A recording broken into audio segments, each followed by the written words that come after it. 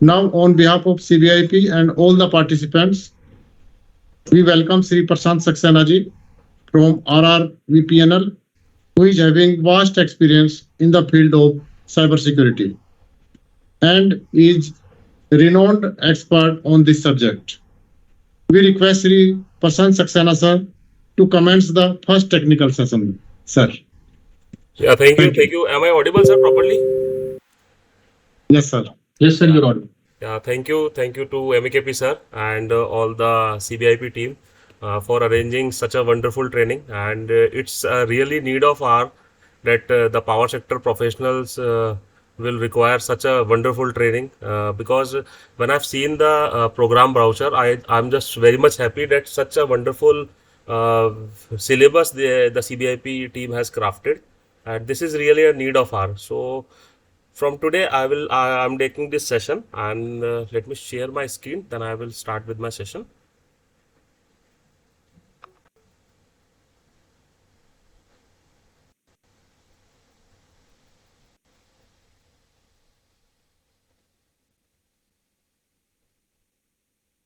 So is my screen visible? Can anybody confirm, please?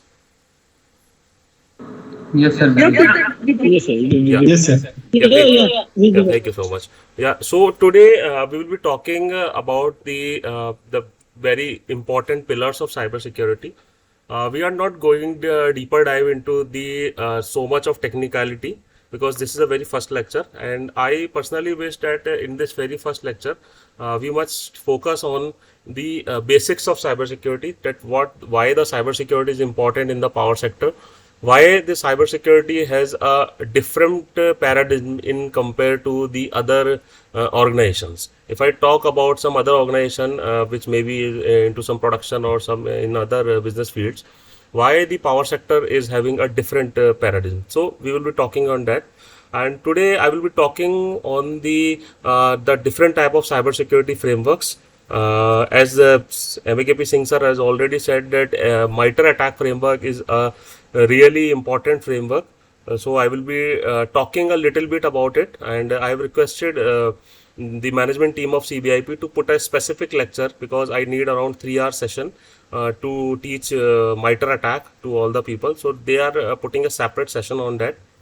Uh, so this is about today's agenda. We will be talking about like what is cybersecurity, why cybersecurity is important, what is cyber risk, what are the different factors that are contributing to the cyber risk, and how we are going to detect that risk. Because actually there are two type of analogy on which we are working. One is when we are working on the defender approach, and one we are working as an attacker approach. So till now we are working on a defender approach, but I wish that everybody after this 120-hour session will be thinking like an attacker. They have enough capabilities and enough credentials to think like an attacker. He must develop the skills of an attacker even don't have, because if you work and think like an attacker, you have a better understanding over the concept. Also you have a upper hand that how the attacker can work and how you are going to face that. Also we will be talking on the basic risk models, what are the basic risk models, and what are the basic cybersecurity frameworks like NERC, ISO frameworks are there, NIST is there. And at the last, we will be talking about the difference between the cybersecurity of OT and cybersecurity of IT. What are the major differences between the IT and OT systems, and how we are going to cater the specific needs for IT and OT. And at the last, we will be doing some risk assessment. I have prepared a slide for you where I want personally that everybody should participate in that to have that risk assessment at your own. And at the last, we will be talking about the NIST cybersecurity framework. So this is our today's agenda, and we will try to cover it as per our schedule of 2 hours. But in case some extra time required, I will be taking a little more. Yeah. So this is a very old saying from Professor Jenny Safford. He said that the only system which is truly secure is only which is switched off and unplugged, locked in a titanium safe, buried in a concrete bunker, and is surrounded by nerve gas and very highly paid armed guard. Why he has said this? Because as Singh Saab has already said, that if somebody has an intention to attack, he will definitely attack, because your system is exposed on the internet, your system is exposed to everyone over the web. So how you are going to protect it is the main skill you're going to have. Okay, you have to think like a person where everybody is going to attack your system, and you need to develop the skills to protect your system. So that's why Professor Ganesh Effort has said that only a switched off system can be treated as a safest. So this is a very old thing, so I thought to share with you, so that you can have a view that if some people saying that my system is not connected to internet, we are working in very isolation. But nobody knows that when there is a insider attack or some insider mistake, some USB got plugged in, or there is a specific term baiting, BAITING, in which USB is dropped intentionally onto the table of a person. So these type of things have happened a lot, and we have seen many cyber attacks just because of this. So this is very important to have a overconfidence is not required, because most of the people having a overconfidence that our system is not connected to internet, it means we are safe. So this is not a way. We have to think. Yeah, please.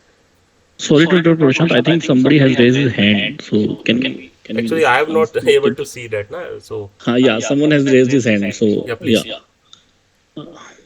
Mr. A.K. Mehto. Yes, Yes, sir. I think my question is that, hello, Yes, sir. Please, sir. am I audible?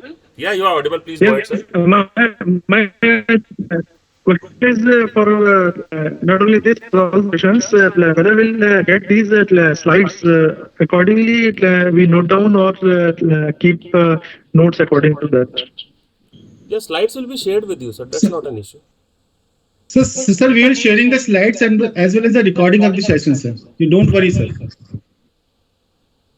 Okay, fine. Okay. Is it fine? Shall we go ahead, sir?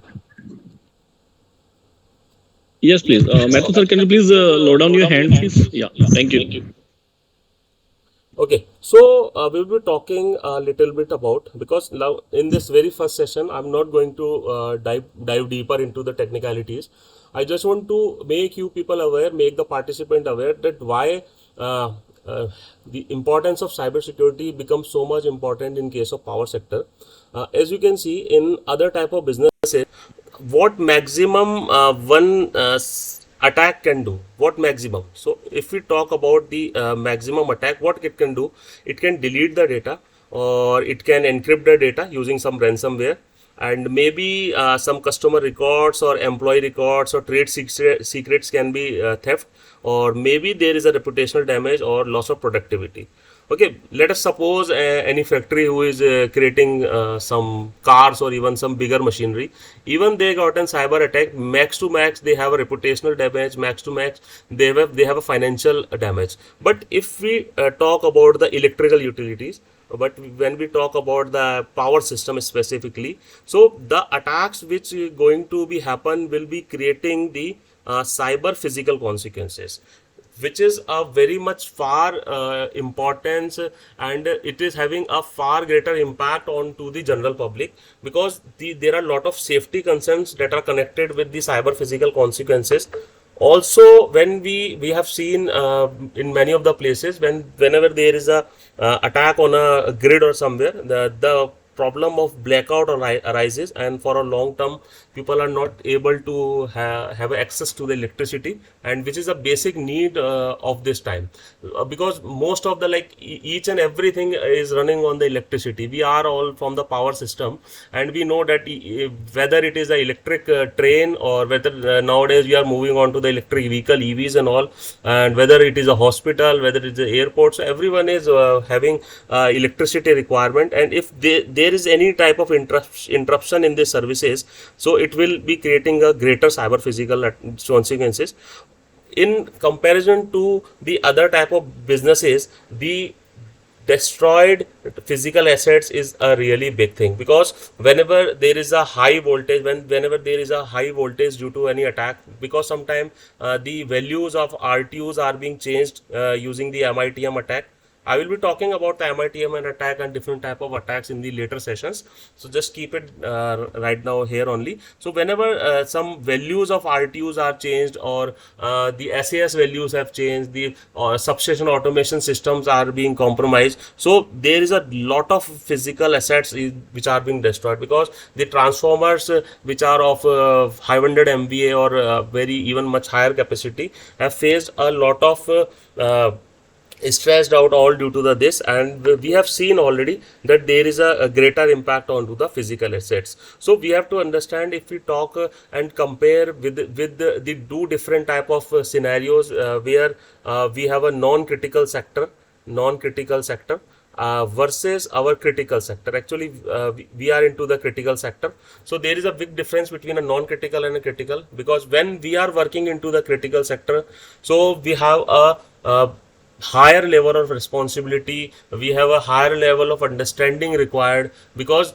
in case of some state sponsored attack, if some attack is sponsored from some enemy country, so we have to be aware very much to handle such situations.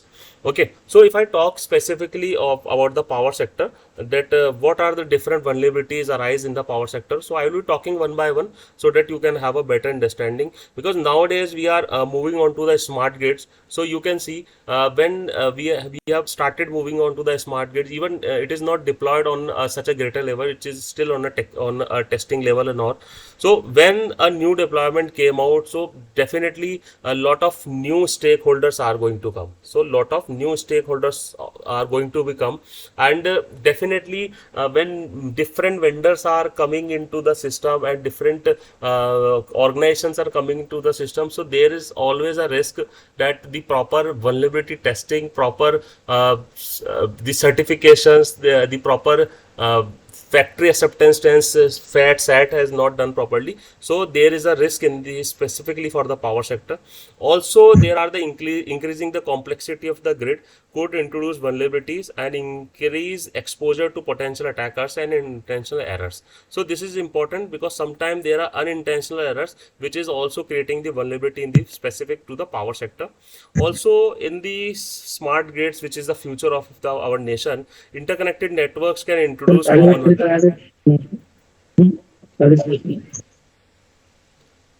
Sir, you want to say something, sir? Hello? Somebody Sir, you unmuted. please, sir, you please carry on, sir. Sorry for the disturbances. No issues. I No issues. request not to disturb the speaker. No issues. If anybody has any question, he just unmute and keep, because I would love to take physical sessions, but due to all this we are going to have this online session. So please make yourself comfortable in the class. If any moment of time you want to ask any question, maybe it is a small or big, just go ahead, just unmute your mic and ask. Okay, so be comfortable in the class. So I'm talking about the different type of vulnerabilities that are going to be exposed due to the interconnected networks. Also there is a lot of hardware issues, specifically if I talk about the RTUs in the power sector, we have lot of RTUs that are Chinese made, and lot of devices into the OT environment of the power sector that are purchased from the land border countries and all. So there is a issue, there is a possibility, I'm not saying, there is a possibility of an issue where a malicious software or firmware is being embedded into the RTUs itself. So there is always a risk. Also when there is an increased number of entry points and path, because if I talk about a grid, so let us take this is our central grid, and lot of states are injecting their power in it. So the end of the day, the whole grid is working onto the concept of balancing. If one state is not working properly, you can see that different states are being impacted. So in the same way, this is a mesh network in the power sector specifically. So if one of the network is not working fine, everybody will be impacted. So it is having a cascading effect. Also with the increase of new technologies, new vulnerabilities are definitely increasing. So we have to take care of specifically that if we are introducing any new technology, maybe you are introducing some new IPS into your system, or some new ideas into your system, some firewall you are introducing, so try to have a proper VAPT, try to have proper security check of these devices, so that you can have a better and good visibility of the security issues of that particular device. Also, the expansion of the amount of data that will be collected, that can lead to the potential for compromise of data confidentiality, including the breach of customer privacy. So these are the basic vulnerabilities that I found out in the power sector. These are not the limited, these are not the final. There can be other vulnerabilities also, and if you people feel that there are more vulnerabilities in power sector which I have just forgot to list it, so just type into the chat box so that I can also get updated. Okay, so let's start with the some very basics of the cyber security, because I've already said I'm not going to deep dive. So what is the information? Can anybody unmute himself or herself and define what is the information?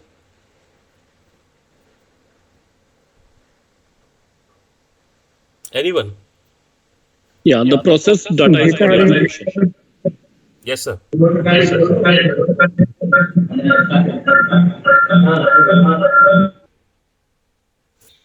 One by one, you can say, sir, please.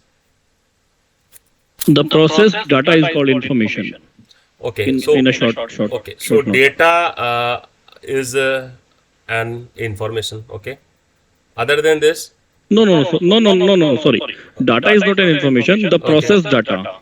process data. Okay. Yeah. So if I said if raw data, what about raw data? Do you think raw data is information? Raw data is not exactly a information, but yeah, it's like information can be derived from the data, maybe from the raw data as well. Be a meaningful form. Yeah, Yeah. but So- it is not exact information. Okay, so let me take an example, if specifically to the power sector, when we talk about the RTUs, and from the RE generators, we are getting the data into the 101 and 104. Okay, so that data is into the it is coming into the form of stream. Okay, it is coming into the stream in the 110 digital format. So any data which is coming to our system, we have to take care of it. Okay, so we are not having an analogy that this is not a meaningful data or a meaningful data or a unmeaningful data. Information, any type of data which is coming into your network or exiting onto your network, is a very important and integral part for a cybersecurity practitioner. Why I have intentionally put down this slide? Because we have a very much clear understanding that what is the information. So every is a single if I say when we taking about the practical sessions about the network sniffing and all, so every single DNS query, if we are analyzing some compromised system, and each and every single DNS query or some GSP queries are there, so everything should be analyzed in a proper manner, because nowadays what I have seen is using the DNS queries, the attackers are exfiltrating the data. Okay, because otherwise, if they have used the HTTP or HTTPS or some other mode of communication to exfiltrate the data, so in that case we are having a good IPS and IDS system implemented and installed in our environment. But what is happening nowadays, a lot of attackers has changed their system and they are using the DNS exfiltration techniques. So information is a very important part, and each and every information, whether it is a meaningful, it is a non-meaningful, but we have to take care of it, that we should give enough attention to each and every information that is going to be passed from our system. Okay, so if I talk about types of information, so there are some physical information, there are some digital information, and there are some mental information. So when we talk about cyber security specifically, we will be taking care of the digital information. But if we are talking about the information security, okay, so there are two different things. Let me try. One is a information security and other is a cyber security. Okay, so when we are talking about information security, all the three should be covered. Physical information should be covered, mental information should be covered, and also the digital information should be covered, because during the information security management system, we are using ISO 27001 to implement the information security management system in our organization. And as per the controls in the ISMS enshrined, the physical security, the physical information is also to be kept safe. Okay, so this is a common mistake in many practitioners, that physical information is not taken care of when we talk about the cyber security, and mental information is also not an issue. But in case of cyber security, when we are specifically talking, we are taking care of the digital information, all type of digital information or digital assets, or if I say digital devices, are taken care of in the cyber security. So in most of the classes, we will be talking on how to protect the digital assets, how to protect the digital devices, what are the different devices which are be responsible for safeguarding your system from the unauthorized access and all. Okay, so this is the main difference between the information security and the cyber security. And most of the people confuse themselves that information security is same as cyber security. No, this is a very big difference. When we talk about information security, we going to take the whole of the thing on a very holistic level, on a very bird eye view level. But when we talk about cyber security, we have to take care of the digital devices. Okay, so what is cyber security is all about? A successful cybersecurity approach has multiple layers of protection spread across the computer, network, programs, or data that were intended to keep safe. In an organization, the people, or process, and technology must all complement each other to create an effective defense for cybersecurity. So, if we want to implement a proper justified cybersecurity environment in our organization, so what are the three main pillars for that? So, the three main pillars are people, process, and technology. So this is also called as a PPT framework. Okay, so this is called as a PPT framework, where people, process, and technology, these three things are very much important to implement a good cybersecurity environment into your organization. Okay, so let us talk about these things, because these are not so much technical, but these are the very much building blocks for you people to have this whole 120-hour session. Because most of the thing, with my experience, I would say people are having putting a more focus on this part. Okay, so let us talk about all these three, about the people, process, and technology, and then we will say we will discuss that which is the weakest link. Okay, so let us discuss about this people, process, and technology. So when we talk about how we protect information, so to protect the information, we require three important pillars. We require three important things in the organization. The first is the process. The first is the people. So when we're talking about the people, the most important thing is that how the people are trained.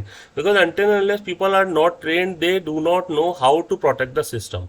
So today we are here, like 80 to 90 participants have joined, and everybody is listening to this very lecture. We are going to listen other industry experts also. So this is the thing that we are going to done today, that is training, education, awareness, and the important is repetition. I will be talking repetition just a few minutes later.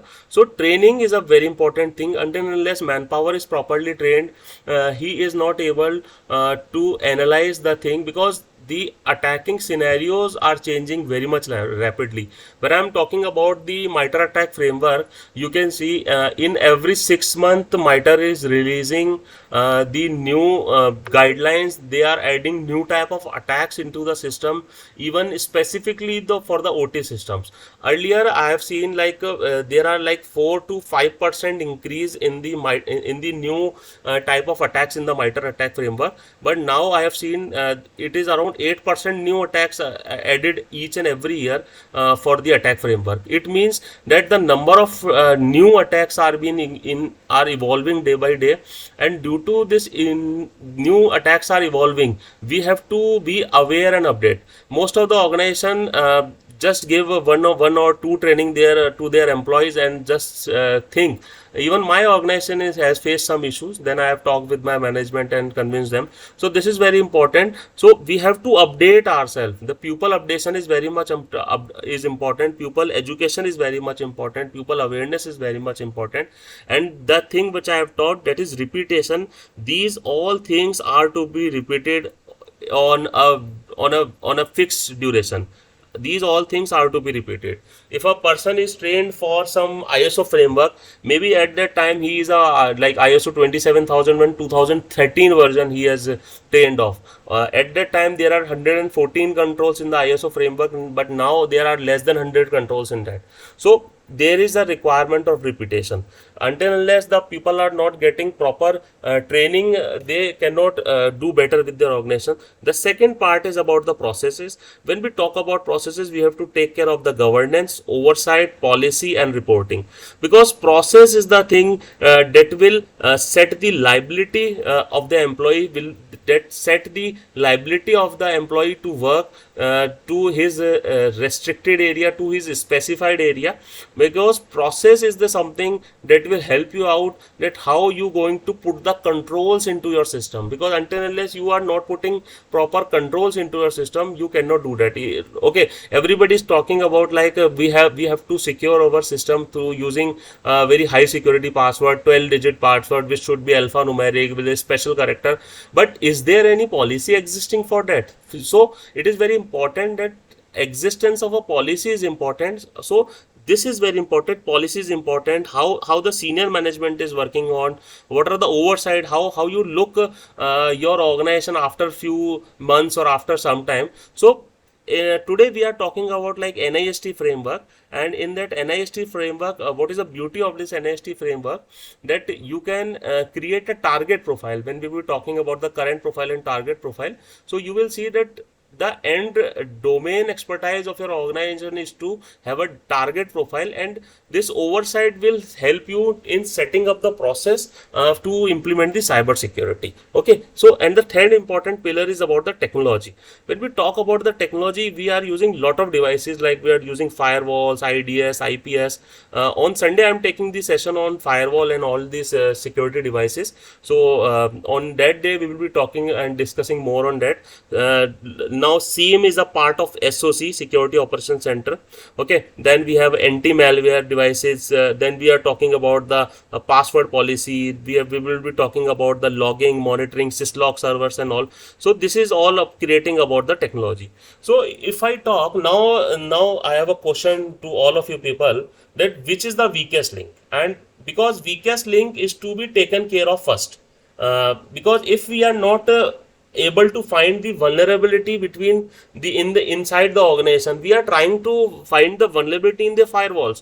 We are regularly appointing the auditor to do the VAPT of firewall, IDS, IPS for our router switches. But if I talk about the whole process, so we have to find the weakest link. So what you people think, what is the weakest link in the cyber security, if I talk about the people, process and technology right now in your organization?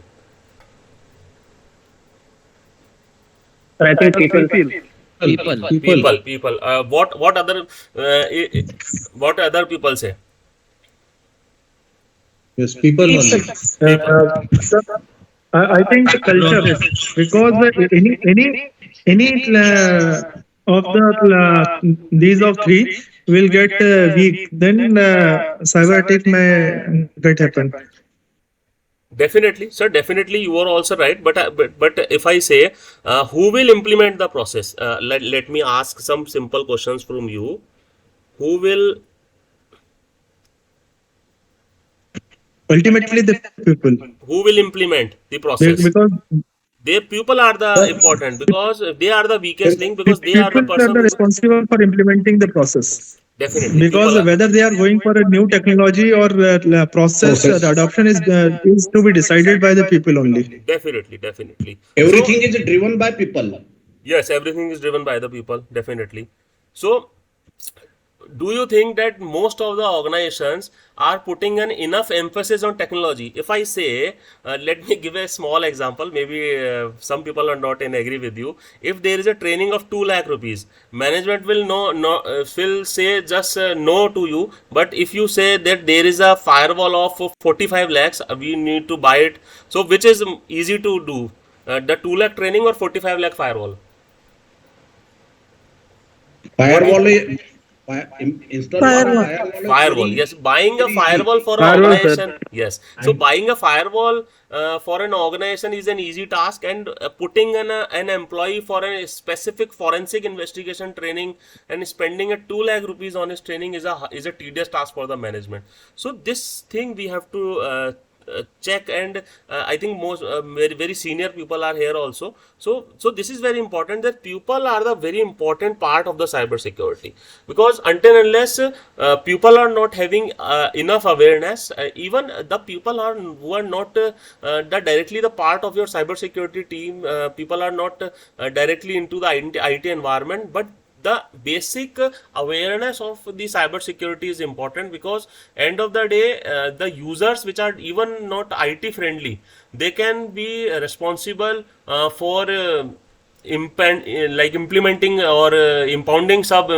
malwares into your system. So this is very important. That's why I put down some special time for this particular slide, so that you can have a better understanding to understand the people, process and technology. Okay, so the people refers to the human resource available at the firm's disposal. The people are the ones who do the task described in the process, sometimes by leveraging the technology. What is the process? The process is the steps or action that combine to produce a particular goal. The process in the PPT framework mostly defines the how aspect. I've talked about the PPT framework. PPT framework is people, process and technology. So the process will tell you how the how aspect of the thing, that how the thing is going to happen, how we will achieve the desired results, how do we utilize the people and technology to solve the business problem.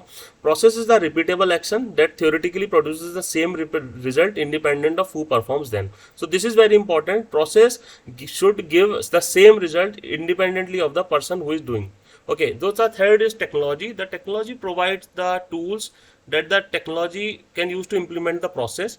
It also help automate some part of the process. Ideally, the latest and the fastest technology create the most important impact. Okay, so this is like a basic introduction about the PPT framework. So now you are Prashant ji, going to see sorry to interrupt. We have yes, sorry to please. interrupt. We have two hands raised. We have two hands raised, Yeah, Mr. please Santosh ask your Kumar. question, sir. Please go ahead, Yeah, sir. and Mine is over. Yeah, please, sir. Please go ahead, yes, sir. sir, please. See, mine is over. I have already replied that.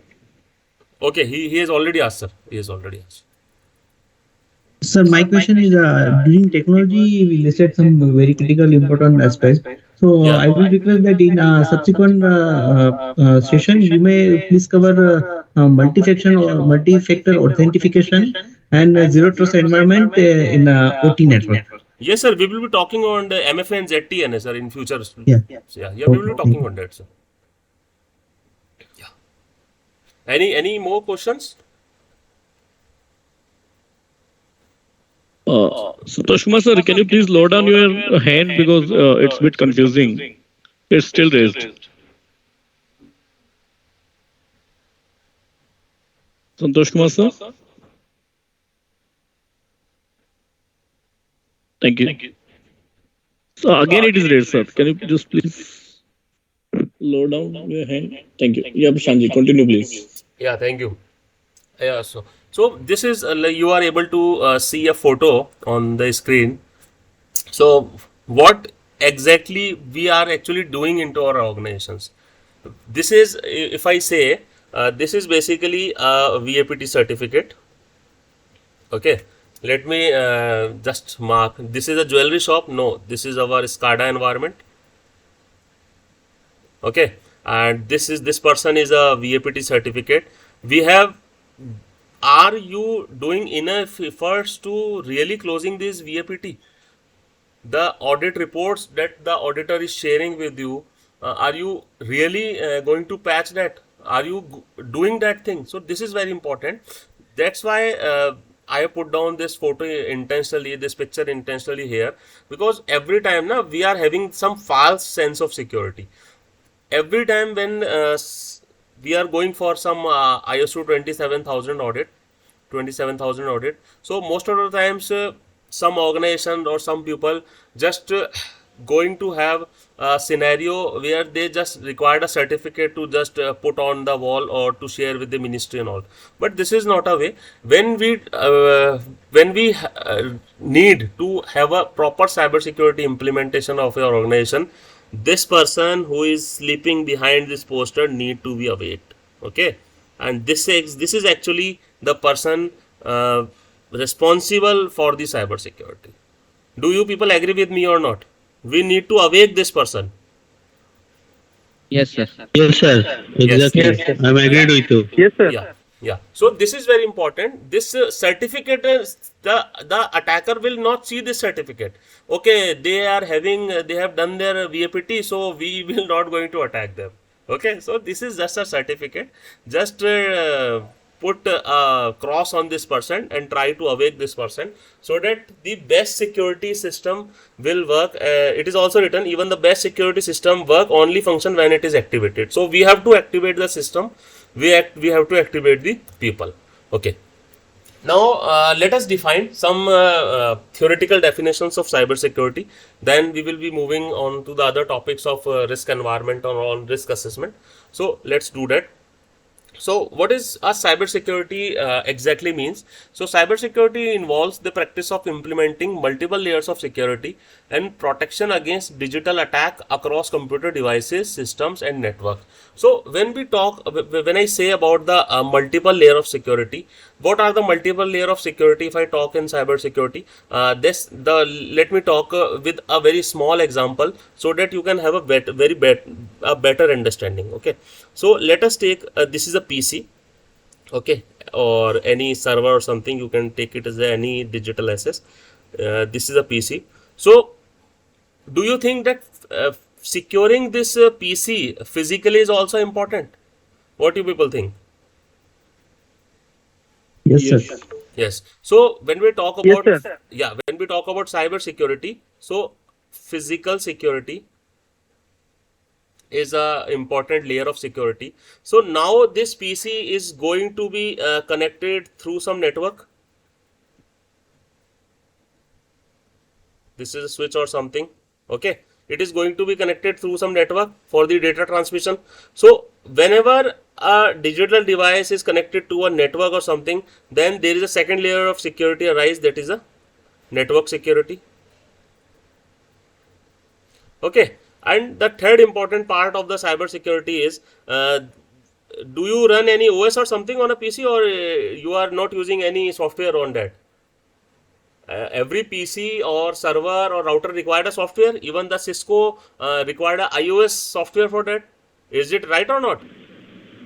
Yes. Okay. Yes. So we have some applications. We have some application deployed in. So there is a requirement of the application security. Okay, so these are the important layers of security. Now we can enhance them into the cloud security or into the different type of other peripheral devices, but these are the major classifications. If I talk about the layers of security, the physical security, network security and application security. Okay, so this is one more very good definition. Actually I like this definition very much. So cyber security refers to the body of technologies, processes and practices designed to protect network devices and program and data from attack, damage and unauthorized access. Actually if we spend 2 or 3 minutes on the definition, you will see that entire scenario that we have discussed till now in the last 30 or 35 minutes is defined into this. So okay, so if I talk word to word to this definition, cybersecurity refers to the body of technology. We have talked about the people, process and technology. So this is the part people, this is the part like people, process and technology, because practices is going to be followed by the people. So we can correlate practice with people, process and technology. Designed to protect what we are going to protect, because this is very important. What we are going to protect, unless we do not have a target, what we are going to protect, we cannot put our special efforts. So we are going to protect our network, we are going to protect our device, we are going to protect our program. So that's why this is the same thing we have already discussed, like we have to physical security, network security and application security, and data from attack, damage and unauthorized access. Okay, so let me give you a small example. We are into the cyber security field right now. Everybody is working to the best of their knowledge in this field. So let me ask a simple question from you. Like 7 to 8 years before, I think everybody has faced the problem where the files are getting into the shortcut. Do you people think, is it right or wrong? And nowadays these type of things are not happening. Yes, sir. Yeah, it is right. It is right. Can anybody tell why it is? Why? Now my question is why this shortcut problem is just vanished out in just 2 or 3 years? It Why is this kind of problem? virus, I think. Eh? That's the nature of the vulnerabilities that was there. Actually, the thing is that it all depend on the motive of attacker. Okay, when we talk about the advanced framework like MITRE attack framework and all, we will be talking on the threat hunting concepts. But till now, just keep yourself about the motive of attack. Okay, motive of attack. Okay, like 7 to 8 years before, the motive of the attack is to damage the data. Okay, before 7 to 8 years, the motive is to damage the data, because the attackers are not having enough capability to maintain the persistence. They are not having enough capability to maintain the persistence, so they just created the malware. They have just created the software or some worms or trojans in that way, so that it going to damage your data. But now the intention of attacker has totally changed. Now the attacker is trying to have the unauthorized access plus theft. Now they have a target to have unauthorized access and theft. So you can see in like 7 to 8 years, the whole scenario is being changed. Earlier, we have not even listened about the APT, advanced persistent threats, which are sitting into your system for 4 to 5 years even, and they are activating on the command of some C2 IP after 4 or 5 years. So the scenario has completely changed. So we have to evolve ourselves so that we can face the critical situations, face the critical issues that the attackers can do with us. So any questions up to this?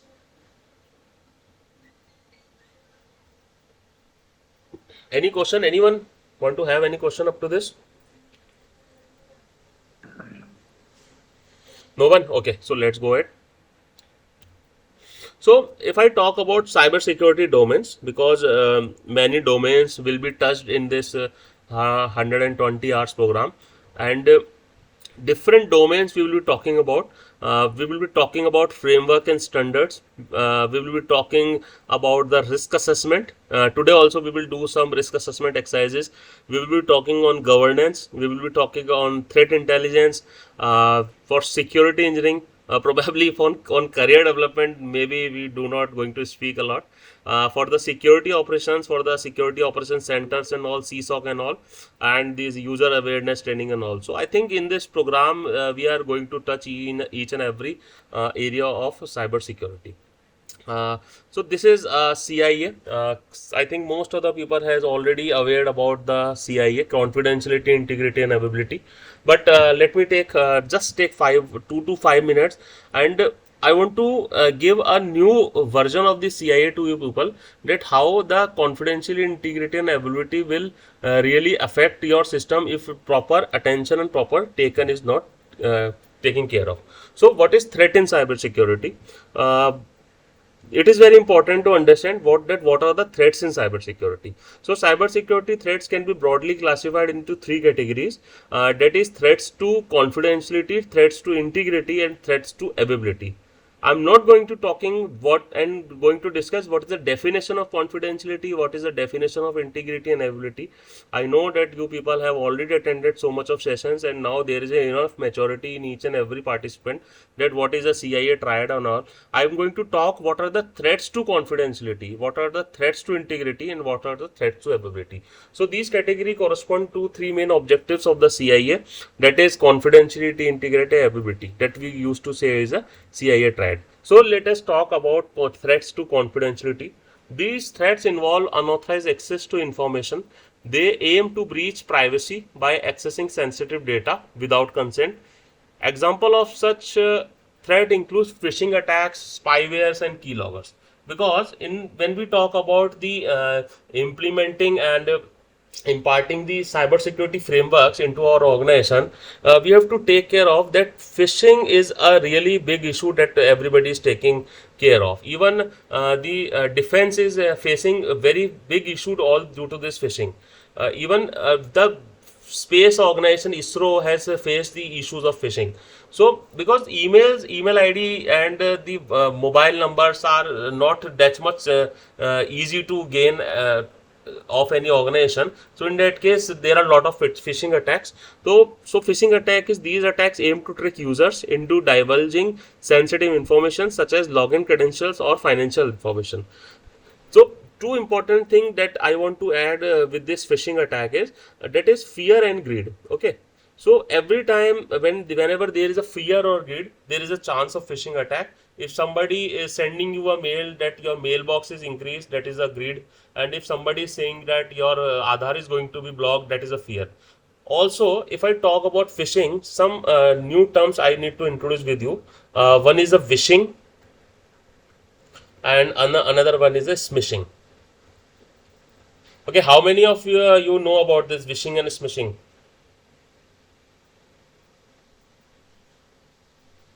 And one more word is baiting.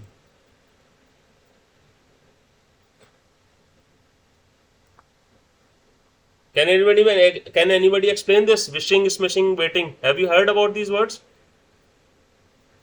No, sir, please explain. Okay, No. okay, let me tell you.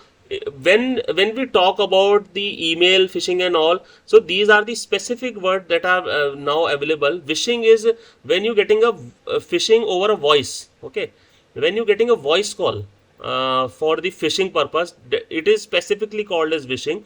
And when you're getting an SMS or some WhatsApp message or some social media message, it is particularly called as a smishing. And baiting is a very important trick that is used by where a USB is intentionally put down onto your table. Let me ask a simple question. If very fine day you find a USB lying on your table, what you people do? Just thought that you are a common person, not an IT expert. What a common man will do when he found a USB lying on his office table in very early morning? What he is going to do? Check the content of the USB and size of USB. He will try to inject that connect that USB with the PC. Yes or no? Yes.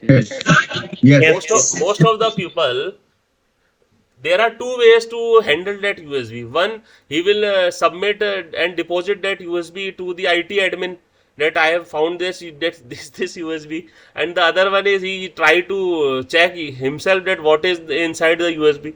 So there is a very important chance, very higher chance that there is a malware into it which is intentionally dropped onto your critical system desk with some peon or with some that safai wala or something. So this we called as a baiting. Okay, so when we talk about phishing, so this is are very important terms: wishing, smishing, and baiting.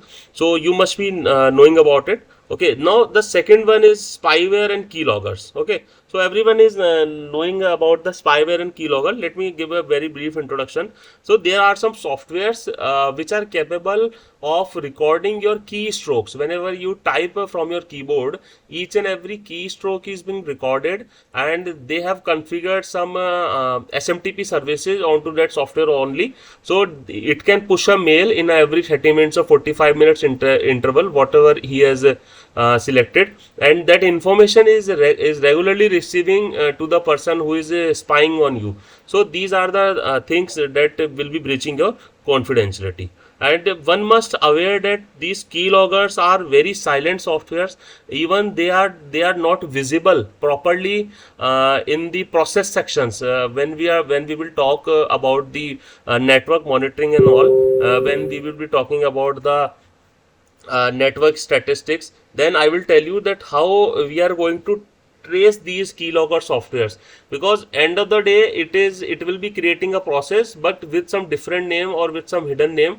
Also they will be regularly trying to contact with the respective IP who is going to take the data.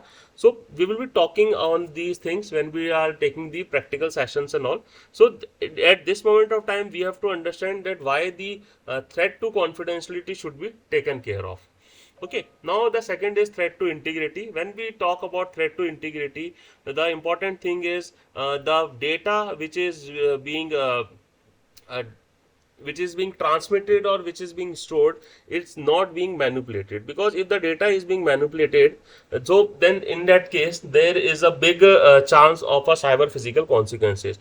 Okay, so let me talk that data is basically is of two types. One is a data at rest,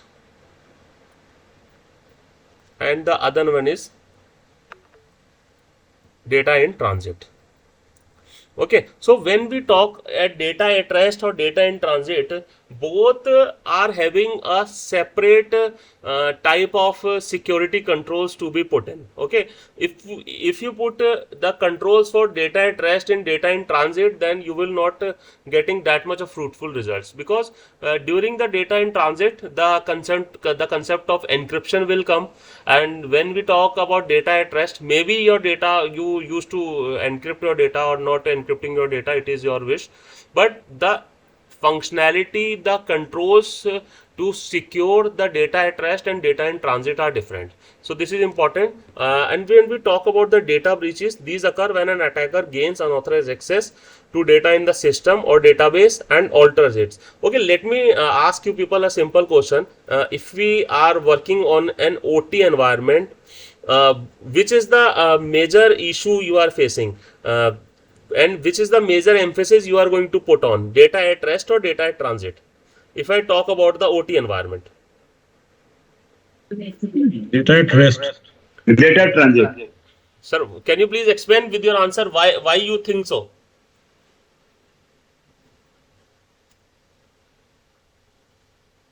I wish that maximum people please participate in the questions and try to be friendly. We are on the same page. Even I am from the power sector organization. We are all from the power sector organization. Most of the people I'm knowing already which are attending this session.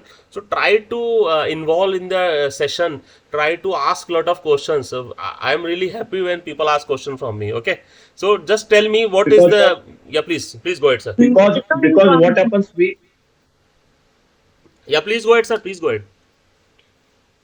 what happens when because my data is secure as far as I know, but when it is in transit, there are it is exposed to so many hackers. Yes. Yes, sir. Definitely. So it is important, because I am concerned about this. When the data is in transit, it should be secure. Definitely. Definitely. What other people think? Data in transit I consider is as commands, and data in rest I will consider as a historian. So data in transit could be more critical for a central control like SNDC or any other applications. And data in rest will be critical for APM like applications and history. Definitely. So the thing is, it is all depend on this single word. Okay, you will understand with this single word that we called as exposure. Okay, so just ask yourself which data is more exposed, data at rest or data in transit? Data in In transit. transit. Data in transit. So definitely the more exposure, so exposure is directly proportional to the risk. The more the data is exposed, the more the data is at risk. Okay, and data in transit is having a higher exposure. Okay, so we have to understand that when we talk about data in transit, there is a higher threat to integrity of the data, because this is, as sir has already, MKP Singh in the sir said already said, that man in the middle attack is the major issues right now. The data is going to be sniffed. Okay, the data is going to be sniffed and it may be altered. So this is very important when we talk about data in transit. So there is a higher risk to the integrity, and we have to take special care for the data in transit from these MITM attacks. Okay, although a lot of VPN technologies are there, we will be talking on the IPsec VPN and SSL VPN. So these VPN technologies will help to protect the data, but every time we are not using the VPNs. So this is very important. Also, when we talk about the data at rest, when we talk about, because this is also very important, data at rest. So malware attacks are having a very big issue in this data at rest section, because ransomware is something which put on the data at rest. Do you people agree with me or not? If the On data is which data the confidential or ransomware will important, act? Yes, if the yes. data is confidential or like that, the Yeah. ransomware So will act. Because when what we hap- talk about because yes sir, please go ahead sir. बताइए sir. what happens when attacker attacks your storage, it gets lot of data Yes sir. because you are having lot of data in your storage, so it gets access to lot of data. Mm-hmm. Definitely sir, definitely. So this we have to understand that at the in case of data in transit, the attack vector is different. In the data in transit, MITM is the attack, man in the middle attack. But when we talk about data at the rest, ransomware is the issue. Okay, ransomware is the issue. So when we going to, Can you please clarify about what is a ransomware? yeah, I will be talking sir, just after this I will be talking about, just a minute है ना, मेरे को आप एक minute दीजिए, मैं आपको समझाता हूँ रैंसमवेयर क्या होता है. So the thing we going to understand is कि when we talk about data at rest, the security controls are different, and when we talk about data in transit, the security controls are different. Okay, so let me answer the sir's question. What is your good name sir, and from where are you sir? I'm from Avada. My name is Utsav Kumar. Yeah, so Mr. Kumar, ransomware, let me break down this word into two parts. Okay, Hindi में पढ़ते हैं sir संधि विच्छेद, इसीलिए English में भी कर दिया, ransom plus ware. If I talk about this word ransom, ransom sir in Hindi we used to call as a फिरौती. Okay, you know sir word फिरौती in Hindi? Yes, yes. Okay, so in you can say that that your data is not taken somewhere, it is into your system only, but the data is being encrypted. Okay, some file is there. Okay, some file is there and some data is written ABC, but now after this ransomware, this file has become this star hash or something, means it is encrypted, it is not now into the readable form.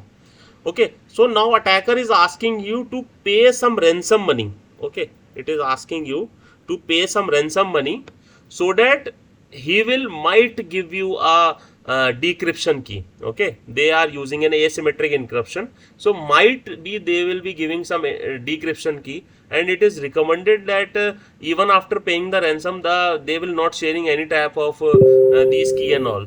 So this is the sir ransomware attack, where the data is being encrypted and the user is not able to access the data. Is it understood now sir, Kumar sir? Yes, yes. Yes, it's clear. Thank you. Yeah. So now you can understand that for different type of data at rest or data in transit, the attack vectors are different and the threats to integrity is totally different. So this is not about the simple CIA triad. We have to understand that how at different levels the different type of issues are coming and how we are going to handle that. Okay. So we have talked about data breaches, we have talked about malware attacks, and we have talked about MITM attacks. In the later section, we will be talking specifically for the malwares, that how the malwares are working, what are viruses, what are worms, what are the trojans, botnet, and so on. And if I got an opportunity, I will also talking about the reverse malware engineering, which is the latest technology right now, or you can say it is the really need of our, because you people are getting IOCs daily, indicator of compromises with lot of IP domains and hash. So I am working from a long time on this reverse malware engineering, where we will be talking on how to find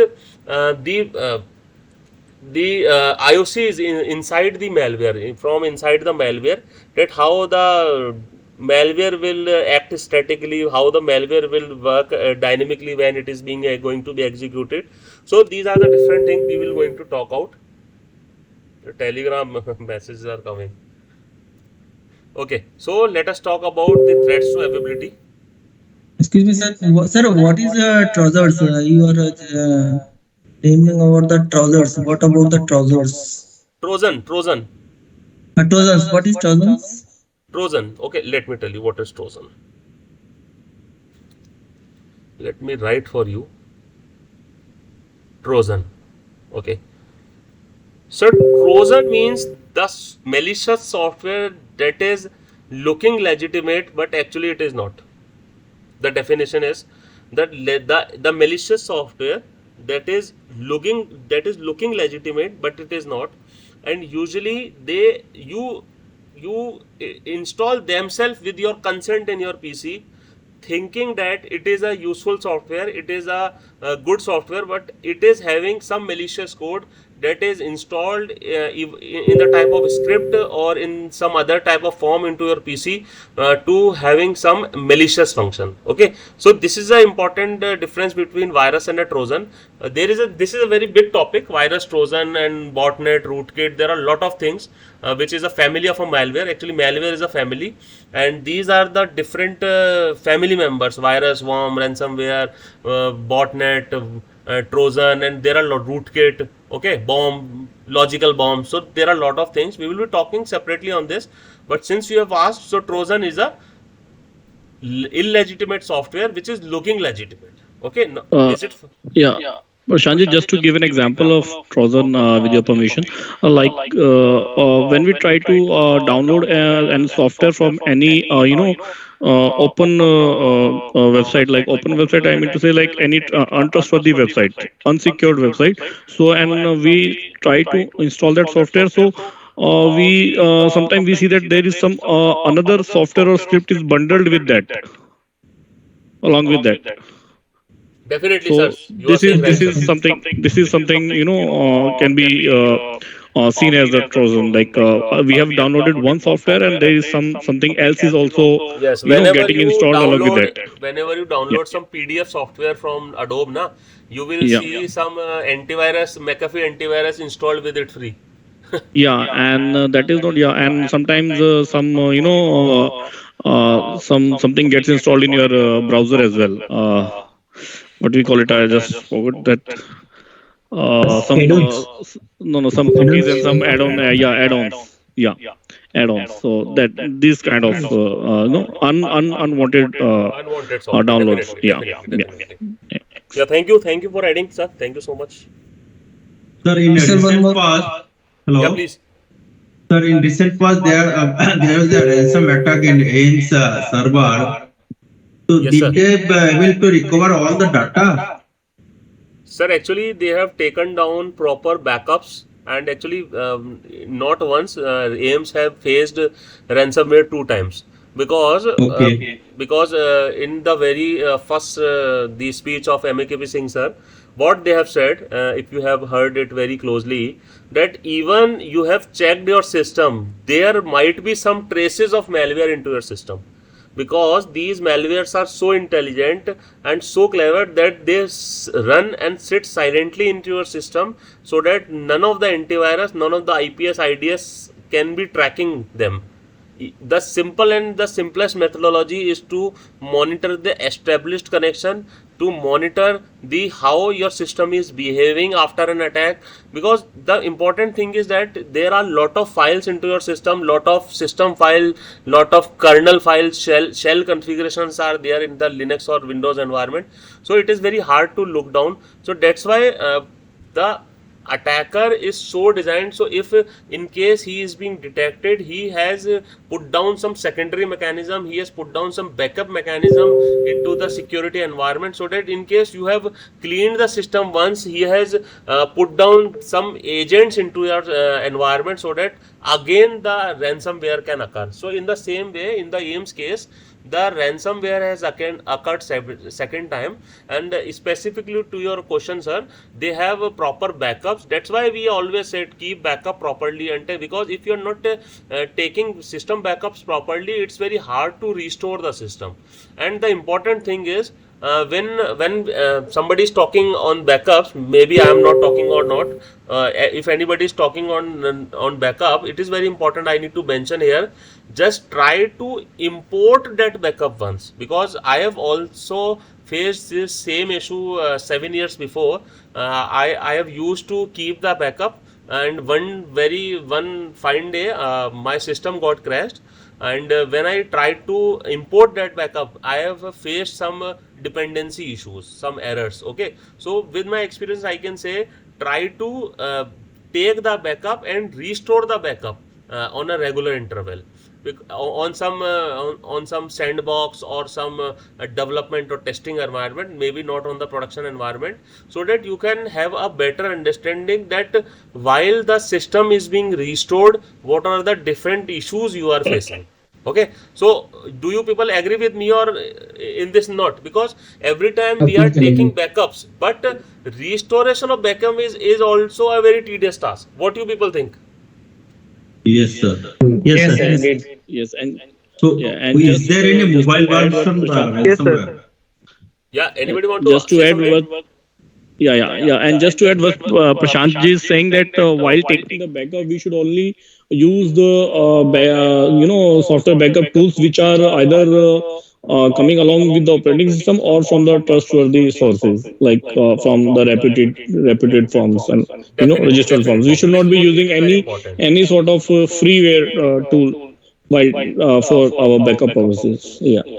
So Windows has its own backup mechanism in the servers, and and we have many more certified backup tools. Yes, earlier we have a Yeah, anti-backup. Anti-backup yeah, is a tool in the earlier yeah, version of Windows. But yeah, now yeah. in the Windows Server environment, when we go to the control panel, we have a dedicated application for backup in which you can create Yes, backups and restore the backups. So this is yeah, a very good thing. yes. Yeah, thank you, sir, for adding. Thank you. So we have talked about threats to confidentiality, threats to integrity, and now we will talk about the threats to availability. Because as you are seeing, whenever we talking about a different pillar of cybersecurity, whether it is a confidentiality, integrity, or availability, we are seeing that the attack vectors are changing.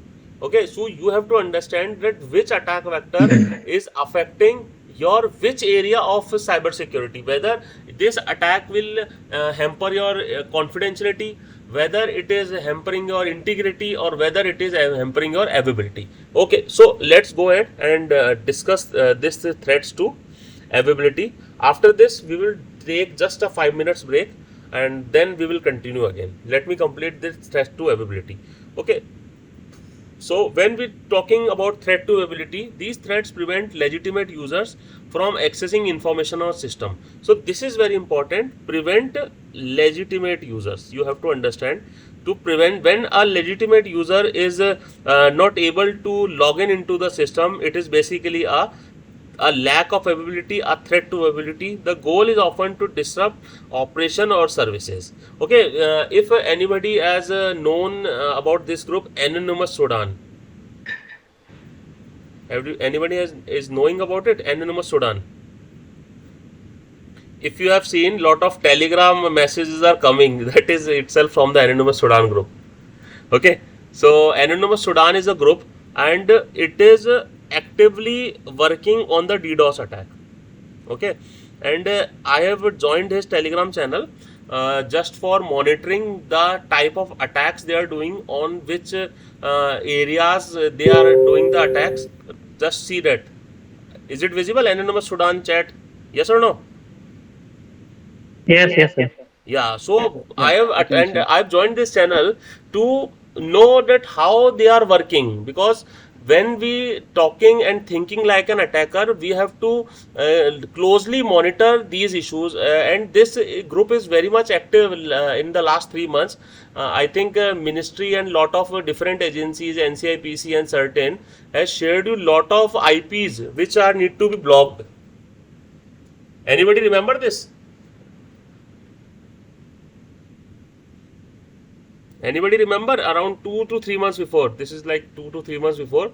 So what they are doing is, they are doing DDoS and DDoS, distributed denial of service and denial of service. So basically, when our availability is hampered due to this ransomware attack and denial of service attack, so our legitimate users are not able to access them. Okay, so what is a DOS attack and DDoS attack? These attacks overwhelm a system resource, making it unable to handle legitimate requests and thus rendering it unavailable to users. Okay, so this is a DOS attack. So anybody has any question in DOS attack, or I need to explain? I think at the time of malwares and all different type of attack, we will be talking on this. But let me give you a small example about the DOS attack.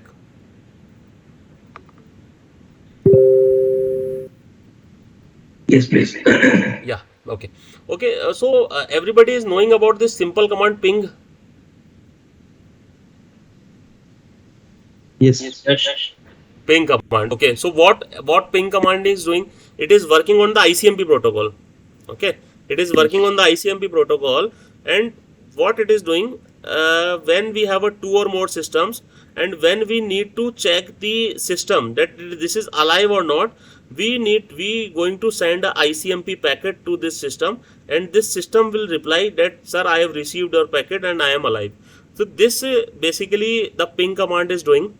Okay, so just take an example. This computer has a like resource to handle 100 ping commands. I'm just taking an example, it is not like so.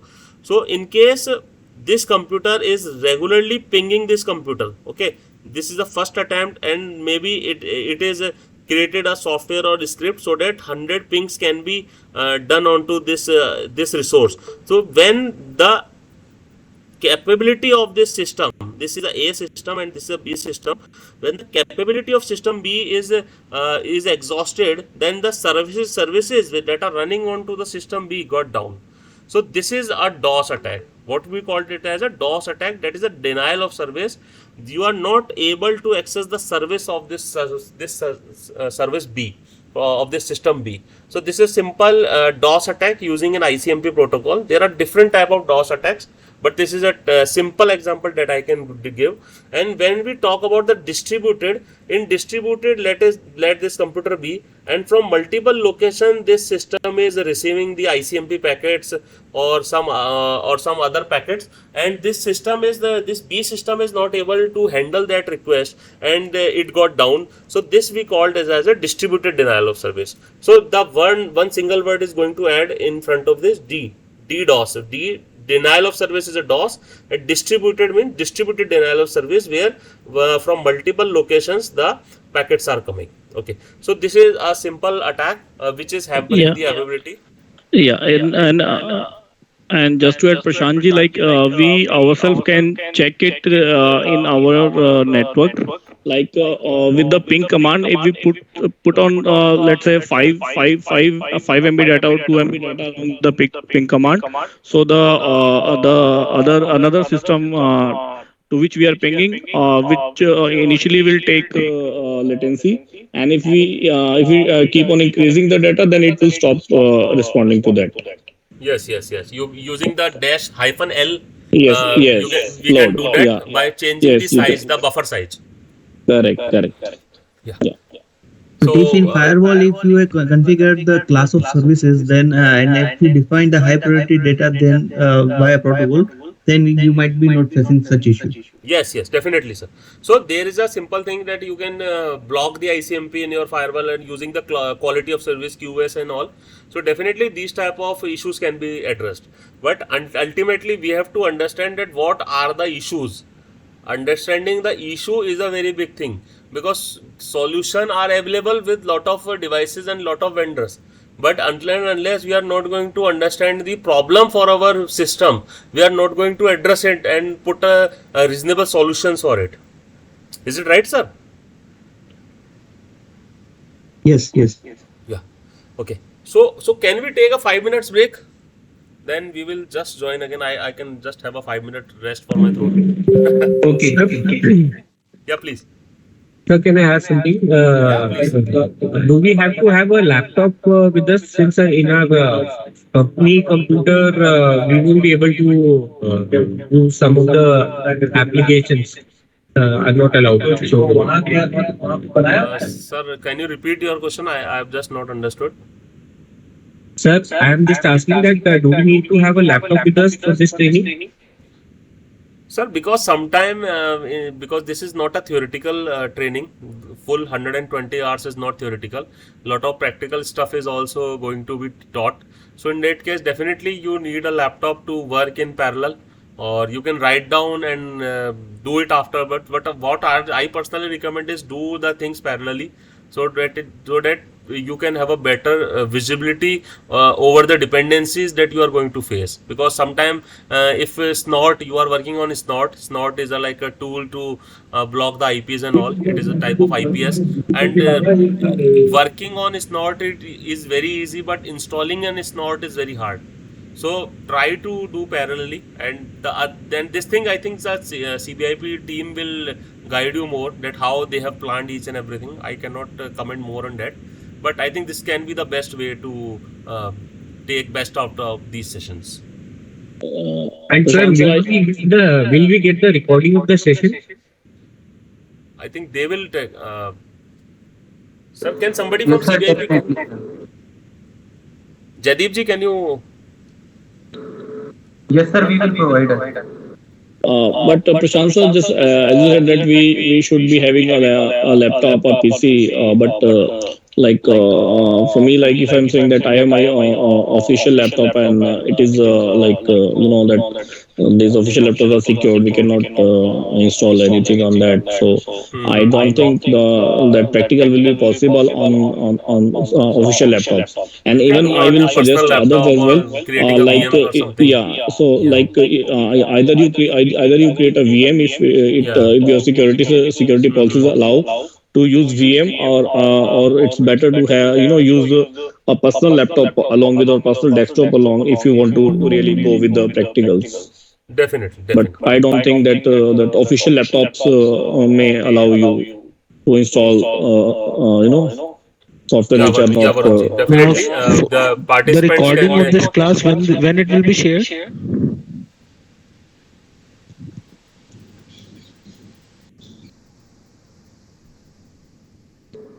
We will share you Monday, sir. Okay. And also, sir, I would like to say that the size of the recording will be huge for this 2.5 hour session. So either how you want to proceed with the distribution of the recording over the do you want to put it on the chat so that everybody can download, or you put it on some Google Drive or somewhere yeah, because that is also need to be informed to everyone so that they can download accordingly.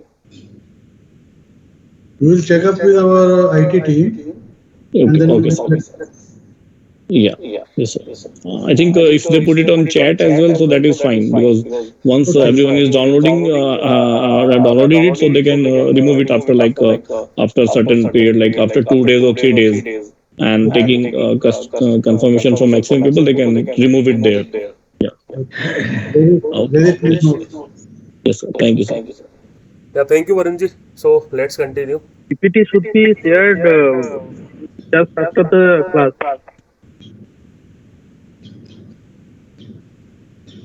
Yes, sir. The PPT should be shared just after the class. Yeah, I think they will be shared. I think they will be shared. Not an issue.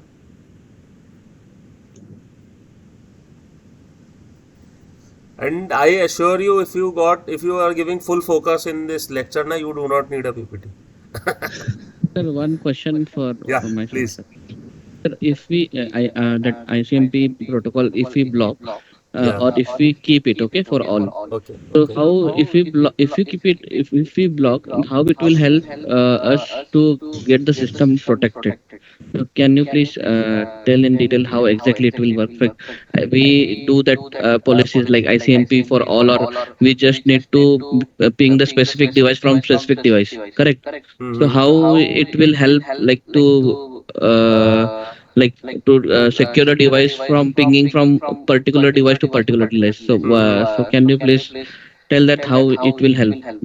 So Sir, if I I particularly talk about the ICMP protocol is just checking that the other server or other system is alive or not. Okay, and in case of DDoS or DOS attack, ICMP is not the only one which is putting down your servers down or systems down. Okay, the attackers are using different technique, using the TLS, HTTPS, SSL. There are a lot of protocols and they are pushing lot of data all due to that.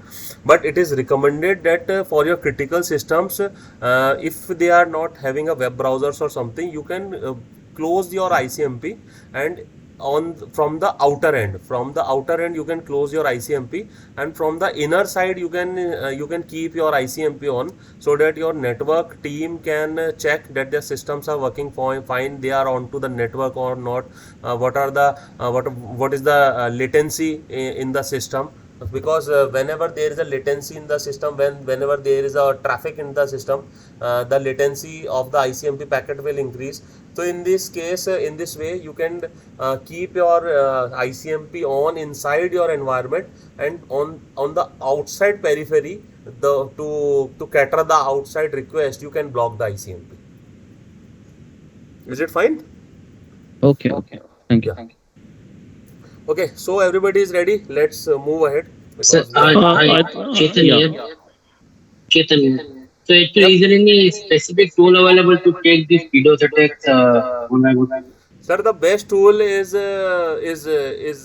like we are the tool, sir. If I say we are the tool, you and me are the tool. We have to do Sir, network monitoring, network traffic yes, analysis. है ना? yes, This is yes, important, This is yes. because like unless we are PPTRs of not the study. Like your network management team, your security team keeps an check on your network health condition, and from there you can see. And yeah, there are softwares available, like there's a one software that is called PRTG, network monitor. So you can have a detailed detailed visual of your each and every device which is capable to respond on SNMP and WMI. definitely, and So lot yeah, of there are tools sensors are available. also available Yeah, these days. Lot of yeah. sensors are available, and if you have implemented the security operations center, the cyber security operations center in your organization, then we have a SIEM tool and SOAR tool, Uber tool are there, and Embed is a dedicated tool, network behavioral anomaly detection, and which is also a wonderful tool. You can deploy it into your environment, that will automatically creates an alert whenever there is a threshold value is exceeding into the network. So definitely you will get an alert on your email or something. But the important part of any cyber security is people. what I Yeah, personally and feel is. exactly. And just to add to Prashantji, and please don't go for any tool which is freely available.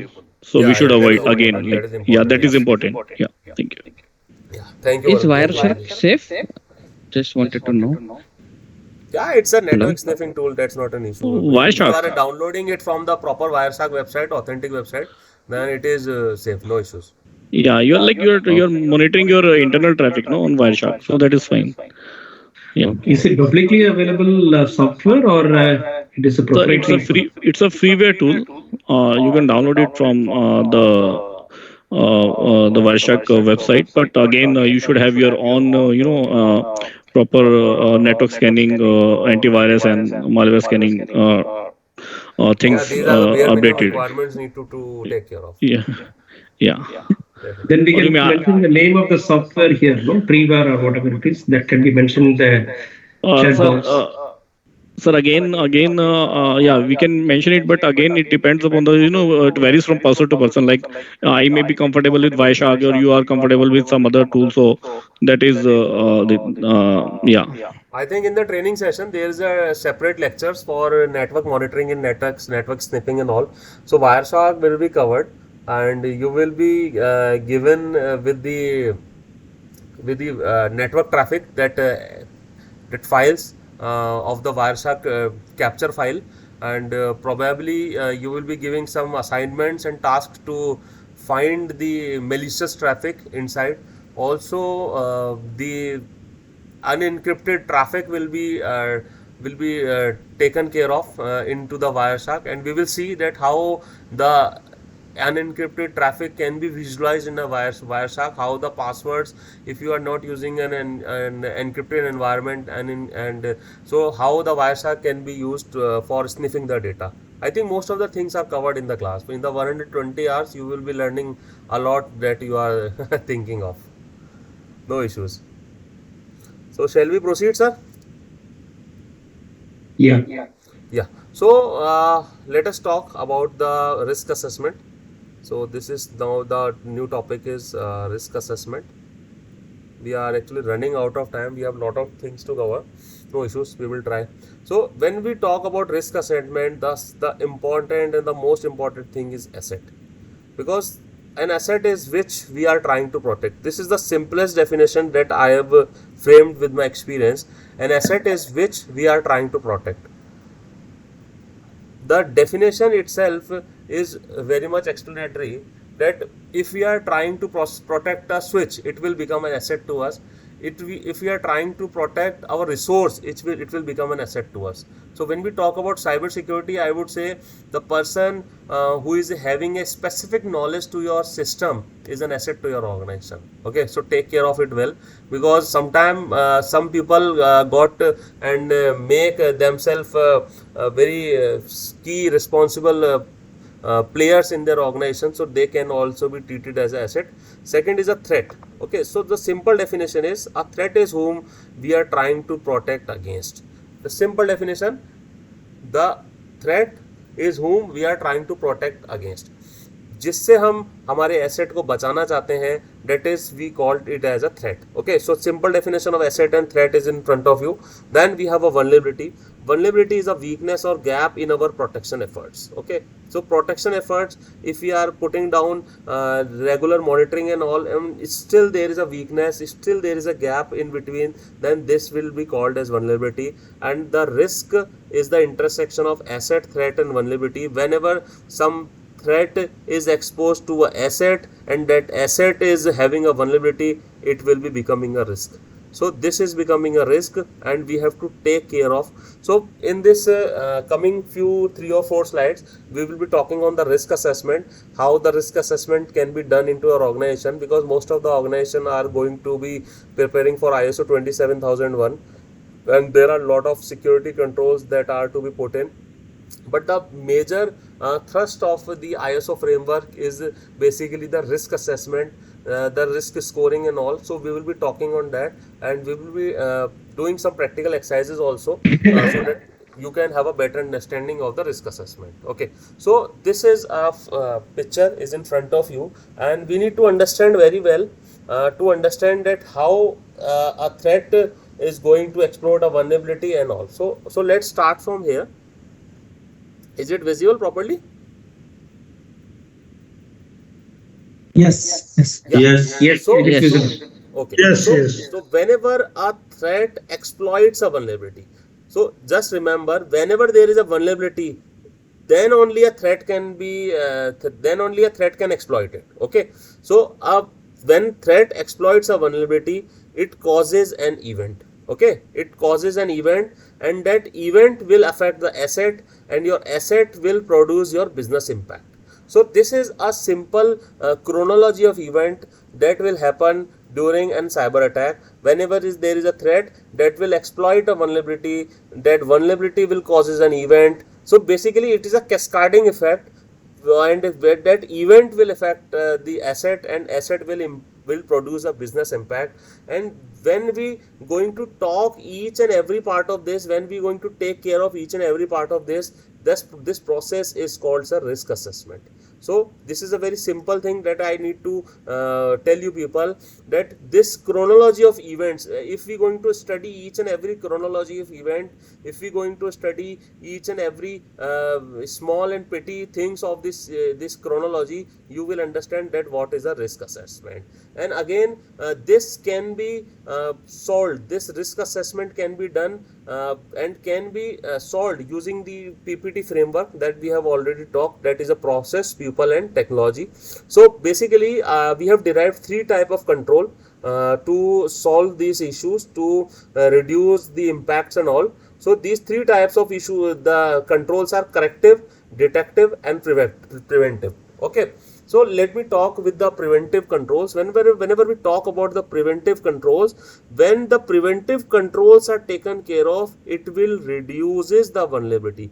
Can anybody can give an example what is the preventive control you people are taking right now in your organization? Scanning for viruses, no? That Scanning, yes, perfect USB answer. blocks. USB uh, block. USB block, Pinging is disabled. yes, yes, Hardening. yes. Okay, Wi-Fi. Hardening of system. Hardening, System hardening. yes. Patch management, yes sir, Patch perfect management. sir. APK And assessment. VAPT, you are everybody USB is, block. yes.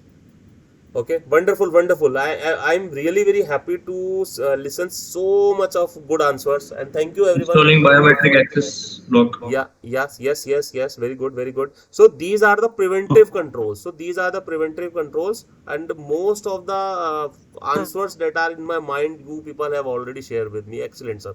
So these are the preventive control, and whenever you put down preventive control into your organization, it is having a direct impact on the vulnerability, because this will reduces the vulnerability. Because if you do regular scanning, it will reduce vulnerability. If you do VAPT regularly, there are a lot of issues are coming, and you need to close that issues, whether it is high, low and all. So it is so your vulnerability will be reduced. So preventive controls will reduce the vulnerability of a system. Okay, second, whenever there is a detective control. Okay, so can anybody tell what is a detective control? Any example? When we run CCTV, a when we run an antivirus scan, threats are detected. antivirus. Yes. Monitoring of giving the proper IP address access. Or When we did I Other can say IP address monitoring. has to be blocked. Okay. Sir, when we IDS Firewall, system, no? Firewall. IDS installation. Yes, IDS, when we perfect, IPS. perfect. when we detect an virus or any attack on the system, we isolate that system from the network. And yeah. Yeah, so it's good. So whenever we used to put down the detective mechanism, we discovers an event. Okay, so there is a big difference between an event and a threat. A threat will activate only when there is a vulnerability. Okay, so if we do enough actions to have a preventive control, then we will reduce the vulnerability. And when we have detective control, then it will discovers the event. And if we discovers the event before it actually happened, or it has just happened some time before or something, so we can put down lot of mechanism, we can put down special efforts to stop that event to spread, or you can say lateral movement. Lateral movement is a specific word for that, because the malware that is being injected into a system can do lateral movement and spread across your different data center servers and all. So this detective mechanism is playing a very important issue. Okay, so and Can you then please, sir, can you please give some example for the automatic detective mechanisms? yeah, Some okay, example. yeah, let me give you a very small, very simple example. There is a technology, or that is we called as a SOAR technology. Okay. Anybody can tell me what is the full form of SOAR? SOAR, Security Orchestration Automated Response. Okay, what Okay. exactly it is? I'm giving you an example. This is a person, Mr. A. Okay, his office Okay. timings are 9 to 5, 9 a.m. to 5 p.m. Okay, Okay. a very fine day, he arrived in morning at 9 a.m. and accessing the confidential files. Okay. Okay, so my source system, security orchestration automated response, will raise an alert to the network admin that Mr. A, his routine time is 9 to 5, but today he has came 6 o'clock. That is even not an issue, but accessing the confidential file. So Mm. this is a detective mechanism. Okay. Okay. Understood? I'm just Yeah. giving a very, very simple example. I'm not going to make the thing complex. Yeah. Understood. Yeah. Yeah. Understood? So this is a detective mechanism, and when you find that your data is being copied, so maybe he has a planning to do some attack or sharing that data with someone or something. So definitely you will reduce some events. Yeah. है ना? Yeah. Yeah. And okay, now you understood? Understood. Understood. Yeah. Yeah, Thanks. thank you. Okay, so now the third is last but not the least, corrective mechanism. Once you got a business impact, once you have an hit by some cyber attack or something, you need to put down the corrective action. In corrective action, the very first thing is you need to patch the vulnerability due to which the event has occurred. Okay, so you need to patch the vulnerability due to which event has occurred. Also, you need to understand and analyze the after effects of that malware into your system. Okay, you can do the forensic investigation of your system. You can do the regular monitoring onto your system. If you are having a workforce for dedicated monitoring, you can increase the number of workforce, so that each and every single communication with different entities is being monitored. So these are the corrective action you need to taken care of. Or if you have already done the VAPT, you can talk with the auditor that why this vulnerability is not being detected into your VAPT report, which is being exploited by this threat.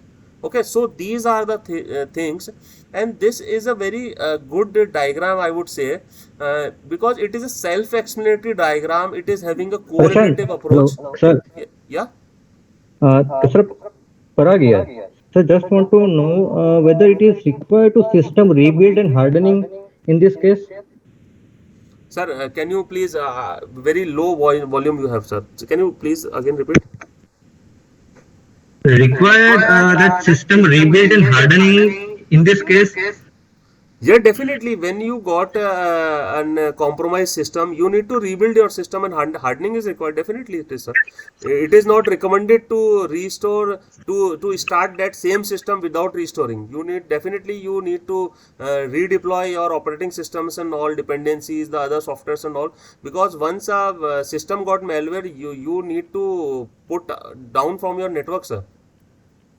Okay, so it is in a best practice or the restoration is a It is a best. best practice. It is a requirement. It is a need of the hour, sir. If we need to restore our services, we need to get back to our new environment, new server, or restore that, delete that old data. But it is not recommended to delete the data, because once I personally recommend to have a proper forensic investigation of that server before deleting the data from that server. Okay, try to have an additional quality or development servers on which you can deploy your production data and start working, and try it in the meanwhile time, try to have the forensic investigation of the production data, because then only you will going to know that from where the malware has came, what are the different effects the malware has put down onto your system, and what is the literal movement it has tried from your server. Because these are the artifacts which are very much required for the future safeguard of the environment. As the same AIMS issue, if you remember, they have faced ransomware second time. Okay, so what they have mistaken, I think so, in backend they have not checked the system very well, and they have restored it, the same system which got ransomware, but probably some other system have already the signs of infection which might they have ignored, or the malware is enough clever to not get detected. So in this way it is very much required to put down the controls. Okay, thank you. And any more questions into this? Because like I would say, this diagram is the can be the backbone of your cyber security knowledge now, because if you able to understand the preventive, detective and corrective mechanism, what are the different controls, because when we talk about the NIST framework or ISO framework, everywhere we are going to face lot of controls. Okay, we are going to face lot of controls, and we have to identify that your controls is lying in which bucket.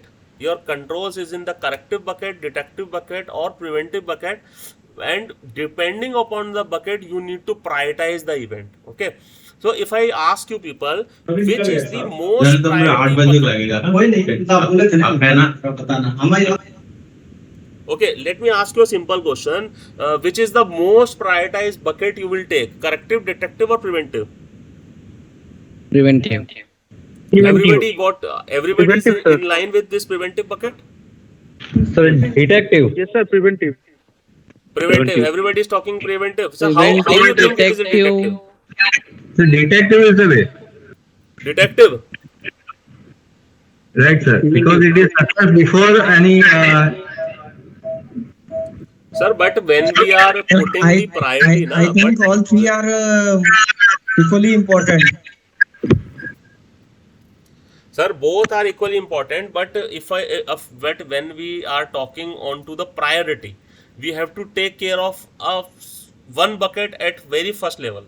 So if I personally, what I personally feel, preventive is the bucket we need to take care of first, and proper VAPT, validation, testing, credentials sharing, securing, these all things are the part of the preventive. When we have given our enough resources to the preventive bucket, definitely we can move on to the detective bucket.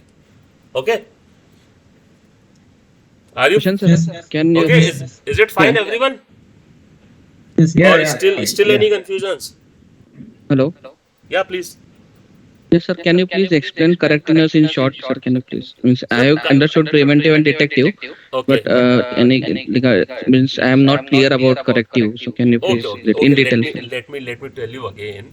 Whenever there is a attack onto your system, just think of a scenario. You got an attack onto your system. What you will do? Tell me. What you will do? We will search what is the cause of the attack. Okay. You will search We will the scan cause the first. system. Okay, tell me. You will search the cause first, or you will disconnect that system from your network. What you will do first? Obviously, first we will disconnect the system. So Then this we will disconnection scan from the the system. system is a corrective action. Okay. Understood? And now analyzing the reason is a detective action. I think now you got. Okay. Yes.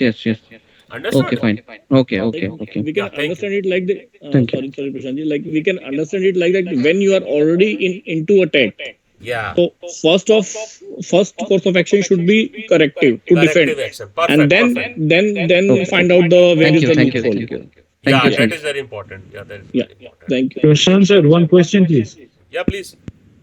Sir, as you were part of the transmission network, sir, you Yeah. may face, sir, we have got multiple components of Chinese origin in our Yeah. transmission networks, Yeah, yeah, yeah. and they came with their own proprietary software or whatever.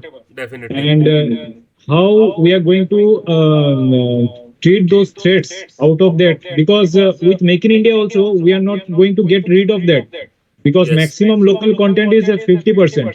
Yes. That thing is embedded wherever in our network, in our power plant also. Yes, So sir. can you please put some Sir, I think light on your it? question is already is in light of the ministry, I would say, and I think ministry is already started taking care of that, and they have given strict guidelines in the CEA guidelines for cyber security that proper security testing should be done for, even for each and every RTUs of your OT Yes. environment. Okay. So if a proper OT testing is being done, so I think that the chance of having such malware issues in the firmware is being detected during the OT testing. Also, if any RTU is being sold in India, it is already being tested by the CPRI. Okay, the lot is being tested by CPRI. So I think this issue is not creating that much havoc, but definitely we need to take care of. And I really thankful to you to discuss this very important topic on this platform. Thank you so much, because everybody should know that firmware issues are there, and the firmwares are even not accessible to us in these Chinese Dongfeng and other Chinese equipments. So I think senior people are already taking care of this, and they have started working on this, sir. Yes, sir. And CVRA has put some testing test labs as well, Yeah, yeah, and CBR is which also are being mentioned in tested. the guidelines. Yeah, Yeah, guideline. Yes, on the definitely. next should I be can last at last. I can Yeah. share you with I can share with you something like that. I came to see one video from social media that in DRDO, whatever we are going for tender for purchase of, maybe these days our CCTV camera. They are also that high vision. That thing is has been the L1 vendor, and that had already been selected and installed in our security installations also, like ISRO and DRDO even. And they have got right now. You are telling that yes, ministry has taken step, but this is happening. This is happening nowadays also. I'm talking about 7 days earlier. I've seen it in one video from ISRO and DRDO, even DRDO lab also. Yes, sir. So much Today in news secure also. installations, Yes, sir. and even now with like that high vision, they are being replaced with Indian version like Prama. Yeah. So right now they are getting live feed of our system and what our security personnel or why sensitive and critical infrastructure is going on there, and even in control room. How, we are discussing it theoretically, but practically it is happening. Are we moving No, forward, sir? definitely, sir. Sir, definitely. We are everybody, every organization. Sir, every organization is taking care of, and if we follow the CA guidelines, I would say they are very much enough and self-explanatory, crystal clear that proper VAPT is done of the OT environment, and there are a lot of good auditors in India, sir. And sir, is somebody speaking? They want to ask something, sir? Yeah, so there are a lot of good auditors in India. So we can go ahead with them and get our RTUs tested. We can also contact CPRI for this. And definitely this is a burning topic, and definitely we have to take care of. Sir आप mute कर लीजिए sir please.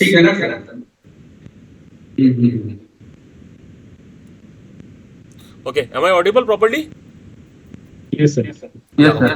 Sir, I have a question that please. are there any like certifications already available in the market for example, like for RTU ABV 560, we have some certifications for cybersecurity compliance or something, or we may ask them that they can provide some certification.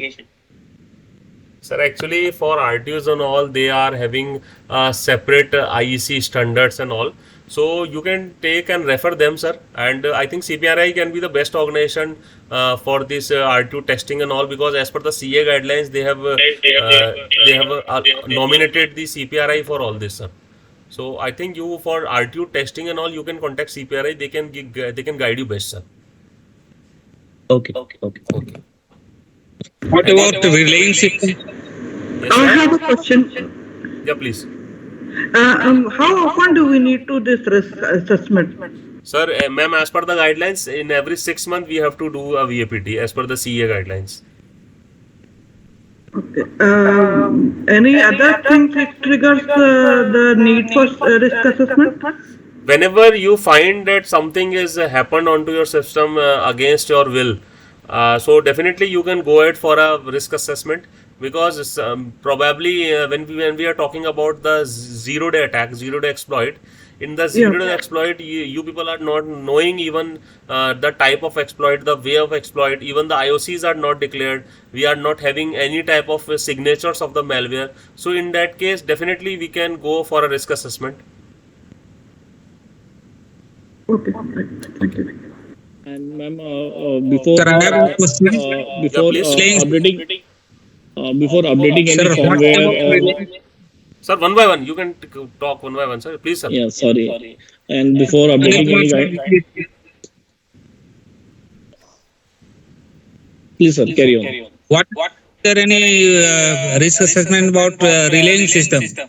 Sir, it is same thing, sir. I am talking on a holistic level for RTU or any OT environment. So if I say RTU, it is mean all the OT environment I am talking about. For the relaying system and all, each and everything is covered as an OT environment, as a operational technology, and for the operational technology, guidelines are already available. CA cybersecurity guidelines. So definitely you can refer them, sir. There are a lot of things. It is a really wonderful guidelines they have crafted, and it will help you people a lot if you just go thoroughly with these guidelines. It will clear many concepts like air gap and all. They are just excellent. You will learn a lot from these guidelines. Yes, any one more gentleman is asking something. Yeah, hi, Yes, sir. Prashant ji. जी बताइए ma'am. Hello. Yeah. Yeah, please go ahead. Ma'am So बताइए we ma'am. are actually, yeah, so we are talking much about zero day and all. So if you can brief anywhere, could be now or later, what exactly zero day attack Yeah, we and will be how do talking we about, ma'am, mitigate corrective action or something? when we are talking about attacks and all, na, we will be talking about zero day Sure, attack, multi-factor sure. authentication, zero trust network architecture. We will be talking each and everything. Whatever word you are listening in from my side, definitely we will be covering each and every part. So rest assured, because this is a very first lecture, we are just building your concept for cybersecurity. If we just just jump into the technicalities, you people might not able to correlate with the real life examples. So that's why we are just building your concept in this very first lecture. Sure. And Prashant ji, one more. Basically, if we are thinking, I mean, there are a lot of guideline comes from CERT-in and all. When we say that updating firmware of a SCADA system, PLC system or something, what exactly is there a standard application? Sorry, is there a any application which is recommended to use for those update firmware update or Actually, patch update or for the something? OT environment firmware updation, there are dedicated applications that are being provided by the vendors only. So do OEMs. not use from the OEMs only. So do not use any open source or some application download from the internet. Contact your Okay. OEM and they will guide you in this, ma'am. Because we were actually talking with Cisco, and Yeah. Cisco was suggesting that they have some. So we are about to go through Definitely, those firmware things? need to be updated. It is very much important. It is just like a patch in a Windows server or something. If we talk about the Correct. OT system, firmware is just a patch. So definitely you need to upgrade. But I would recommend that you must have an staging environment for that. Try to implement that patch in a staging environment, in a testing environment. That then you move into the production environment. Otherwise, your Sure. OT system will go down. So probably if Okay. due to some malfunctioning of a patch and all updation, so it is recommended that you do it from on a testing environment first. Sure. Done. Thank you so much. Thank you, thank you. Yeah, Prashantji, I have one question. Anil here from ERDA. Yeah, please. Yeah. Say, here in risk assessment, we are talking about threats, specifically non-threats. Is there any system or mechanism about unknown threats that we can protect or we can plan in advance? Sir, if I talk about the detective mechanism, na, that detective mechanism is itself self-explanatory. That if some threat is unknown to you, that only is going to be detected during the detective procedure. Okay, probably let me tell you that your system is finding that there are lot of DNS queries. Okay, if you have a SIEM installed or embed installed, network behavior anomaly detection mechanism is being installed, and your device has detected that there is lot of DNS queries going outside. So it is self-explanatory that there is some DNS data exfiltration is going on. Okay, so this is not an attack, but some malware is residing into your software and your existing antivirus is not able to detect it. But detecting the network traffic can help you out in finding the possible way of exfiltrating the data using the DNS query. So this is a way. If you do not have a prior information about a threat, so you can detect a threat. This is the same way. A simple example it is.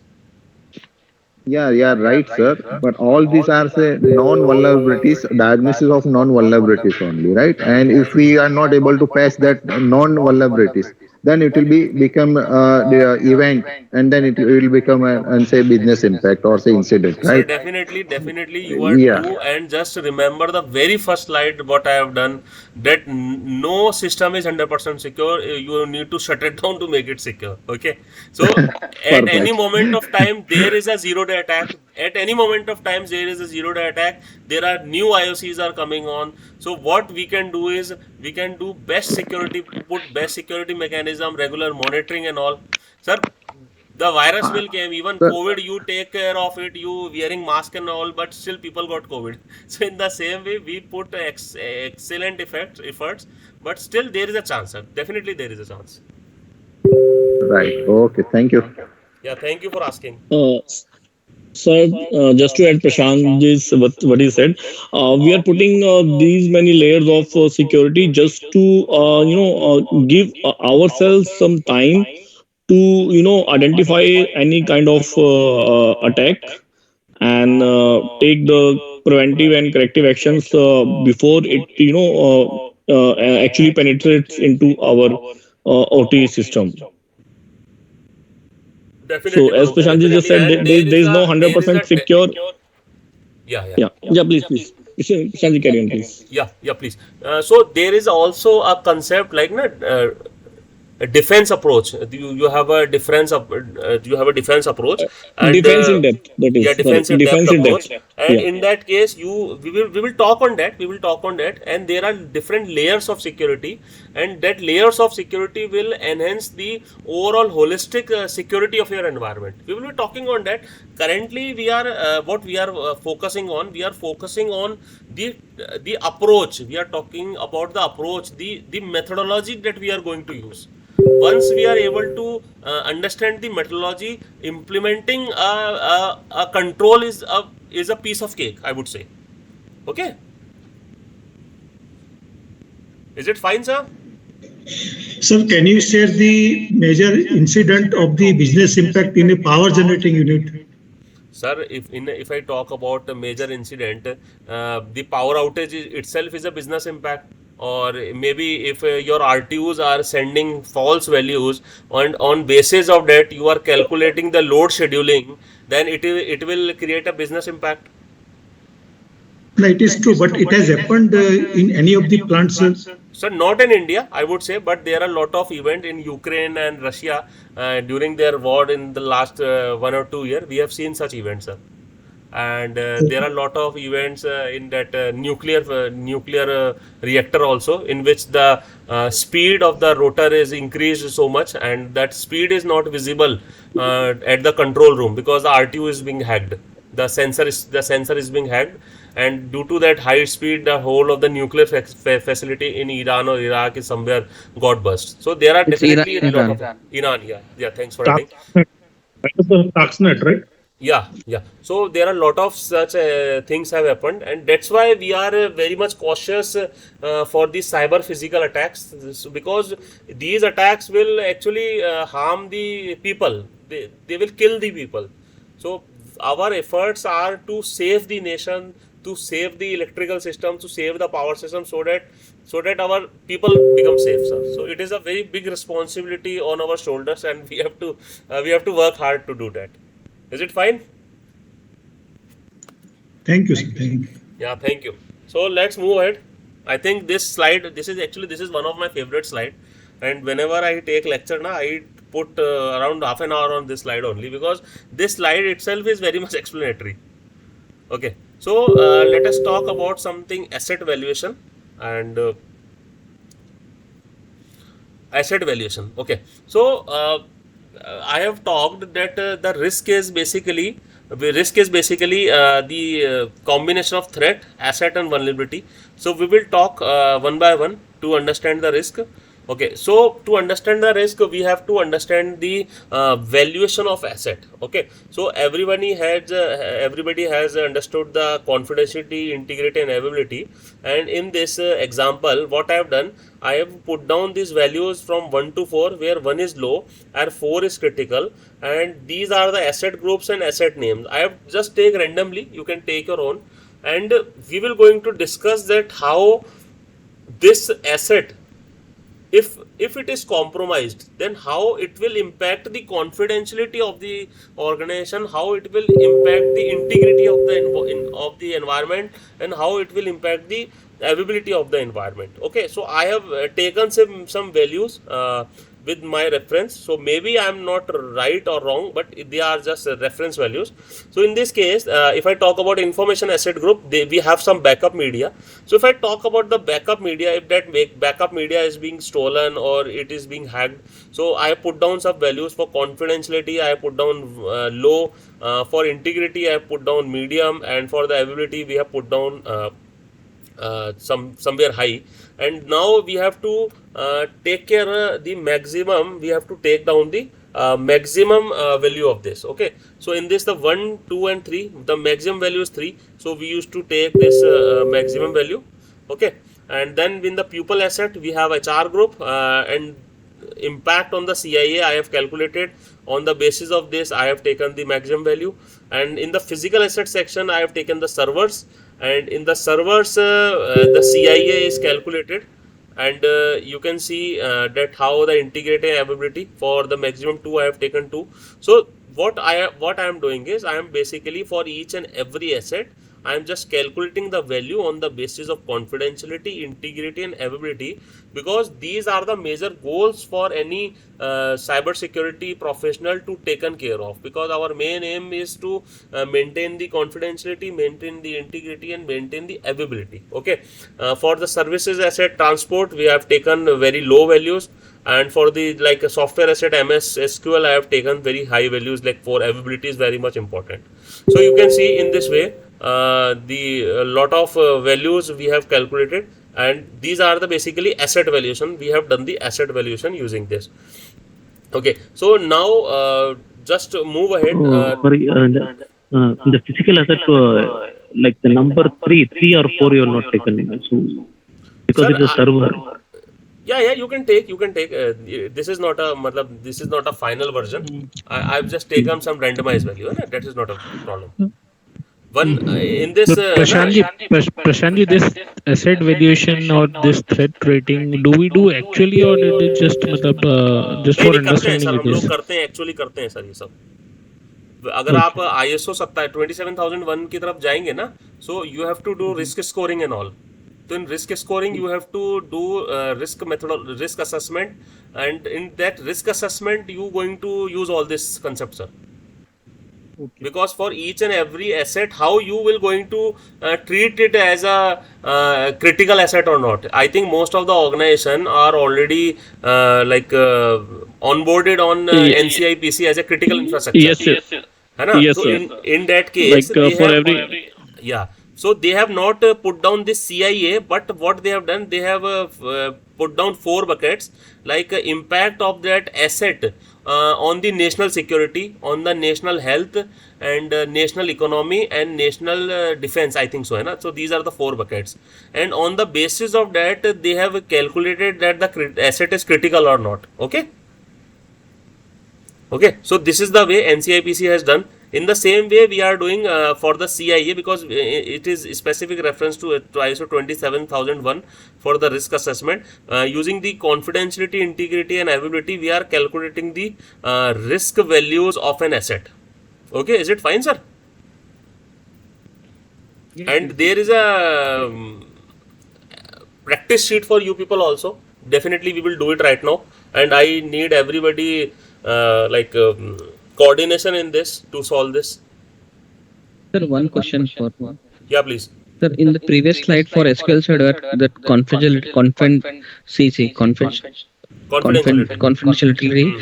so you have taken as 1. Yeah. So it means it should be confidential also, sir.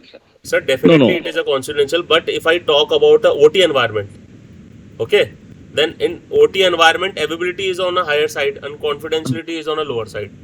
Yes, and one more thing, if you talk about the MS SQL specifically, so data stored in the MS SQL is already encrypted. So even like if it is confidential data is not visible to the intruder, unless until he doesn't have that application which is decrypting that decrypting that data. So so that's why it is confidentiality is low. But if our MS SQL data is missing, it's not available, then our application will not work. So we will not be able to use the application, will not be able to fetch data, will not be able to so that will almost halt our operations. That's why the availability is 4. Yeah, definitely. Thank you. Thank you so much. Varunji. Thank you. Yeah. Okay, so let us talk about the threat rating. Although we are running out of time, so everybody is comfortable. If I take like 30 more minutes, no issues, na? Sir, okay for me. I am sitting at home, so it's okay for me. So I will try For to me finish also it is okay. Prashant ji, there's one more session which is starting from 9 p.m. today, is it? I don't think so. No. Actually, that was Teams invite which was sent by the CVIP team, and that was somehow wrong, because it was the time booked was from 9 p.m. today till 31st of October. So I requested them to send the meeting invite in the particular slots, so that we should be able to book the particular time from 6 to 8. And I only requested them to share this meeting invite, so that nobody can miss it, because once it is updated in our Outlook calendar, so it pops up to us. Definitely. Yeah. Okay. And there's one more basically. If somebody is traveling, because I'll be traveling to Delhi tomorrow, so I'll able to join one of the session, but day after tomorrow, I think I'll be in a flight the same time, because I'll be coming back to Mumbai. Ma'am, So in that case, as I said that the session is being recorded, so anyhow that CVIP team will upload the recording, and then you can go through the recording session, Sure. and you can even put in your queries into chat when if you Yeah, you can put your feel chat like queries. yeah, you We can will put your revert you queries into on chats. that. Yeah, We will Sure. revert you. Thank yeah. Okay. Thank you. So let us talk about the threat rating. We have talked about the asset rating. Now we have to talk about threat rating. So when we talk about threat rating, we have to talk about two important things.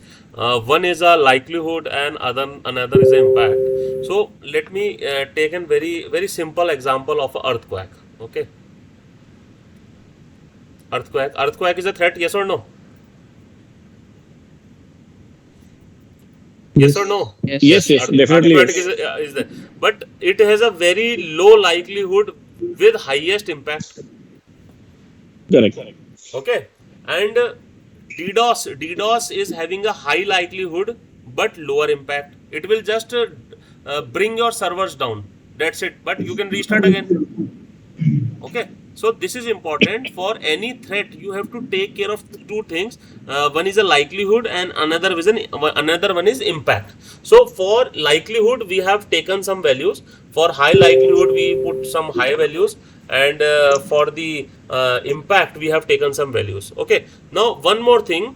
This impact is on these four important pillars: impact on services, impact on reputation, impact on compliance, and then we have to take average of this to get the final impact value. Okay, so let us see an example. The things will be more clear to you. Okay, so let us see this. For any unauthorized access, what will be the probability? I think the probability will be high. Yes or no? Okay, and what is the impact? What is the threat impact on these four: financial services, reputational, and compliance? The unauthorized impact has a high threat impact, so I have put down 4 on this, and the final impact value is the average of all this. Okay, so 4 4s are 16, and 16 divided by 4 is equal to 4. Okay, so in the same way, for malicious code the probability is 3, user errors the probability is 3, theft and fraud the probability is 3, unauthorized change probability is very 1. Okay, so in this way these impact values are calculated, and threat level is impact value into probability. Okay, so 4 into this 4 is equal to 16, so I have put down this value 16. Okay, so in this way we need to calculate each and every threat level rating. So this is a example for you, so I need everyone's support and help to me to finalize this sheet. So can anybody tell hard drive corruption, what will be the probability from 1 to 4? 1. Okay, and email phishing, I want everybody's 4. participation. 4. 4 high, it is a high probability, definitely. ISP issue for internet, We can say that too. let it take 3 average. RTU fail, what is the probability? 1. 1. One. 1. Your What ICCP is server is ISP down. issue? What is mean by ISP issue? 4. Four. 4. Okay, The okay. so I I think think ICCP server. ISP issue should be 1, because if my ISP services are down, even though my operations are not hampering. Okay, Because we can take it. We can take it. specifically, if we say about the power sector, we have our own dedicated network. No issues, no issues. We So can take it. yeah, Okay. Okay. Now tell me, on the Sorry, financial what is impact. ISP issue? What is mean by ISP issue? Your internet is down. internet service provider. Your Okay. internet is down, so yeah, it won't. What is ICCP server? In the case it is the ISP issue is the ISP down, or is that any threat coming through that No, no, the ISP? ISP is down. Just simple ISP is down. ISP is down. Okay. No. Yeah, it is a low Okay. It probability, is. definitely. Yeah. Okay. So now we will talk on the threat impact on financial services. Okay. So for hard drive corruption, I think it is a low impact. I want you going to solve this. But I'm not going to. if there in the hard drive is there any important the data? It should Definitely, be 4. definitely it is important. So that it What means everybody say? Just say, just I want everybody's participation. Just say your numbers. If the accounts department PC is hard drive is failed, then it is full. Yeah, definitely. Okay, 4. Okay, for services, Sir, for services, here, So here we are. all the hard drive has For reputation, 4. 1. compliance, I think it is low. 1. Okay. It should be one. Okay. So now we 1. have to take average of all this. Okay. So average is 4 to 12, 13. Okay, 13 by 4. Okay, so it is around 3. Okay. Yeah. Okay. Now Yeah. email phishing. What would be the financial impact? 4. Services, 4. 4. reputation, 4. compliance, Compliance. 1. Maybe 3. 2 या फिर let it take 2. Okay. So you can calculate na by your own. ISP issue, financial, 1. 1. services, 1. services 4. Services 4. Yeah. Services 4 because you are not going to check anything Use or that host internet. anything. Yeah. Yeah. Sir, Reputation also 4. Reputation. Yeah. Compliance. 1. Shanji, are we taking ISP as a communication channel between Yes, our yes, substation? So then it should be 1. Like, because if we are taking, but it is not the real scenario case. We don't use Actually, we are open, like, taking it I as don't know. a like whole data center is connected to that ISP in that scenario. Then Everyone is then it's obviously 4. yeah. Then RTU fail. Your RTU got failed. What will be the financial? I think it's very less. It is less in case of RTU fail. Less. Yeah. Services Services. more. 4. It will impact the services. Reputation 4. ज्यादा नहीं है Compliance maybe 2.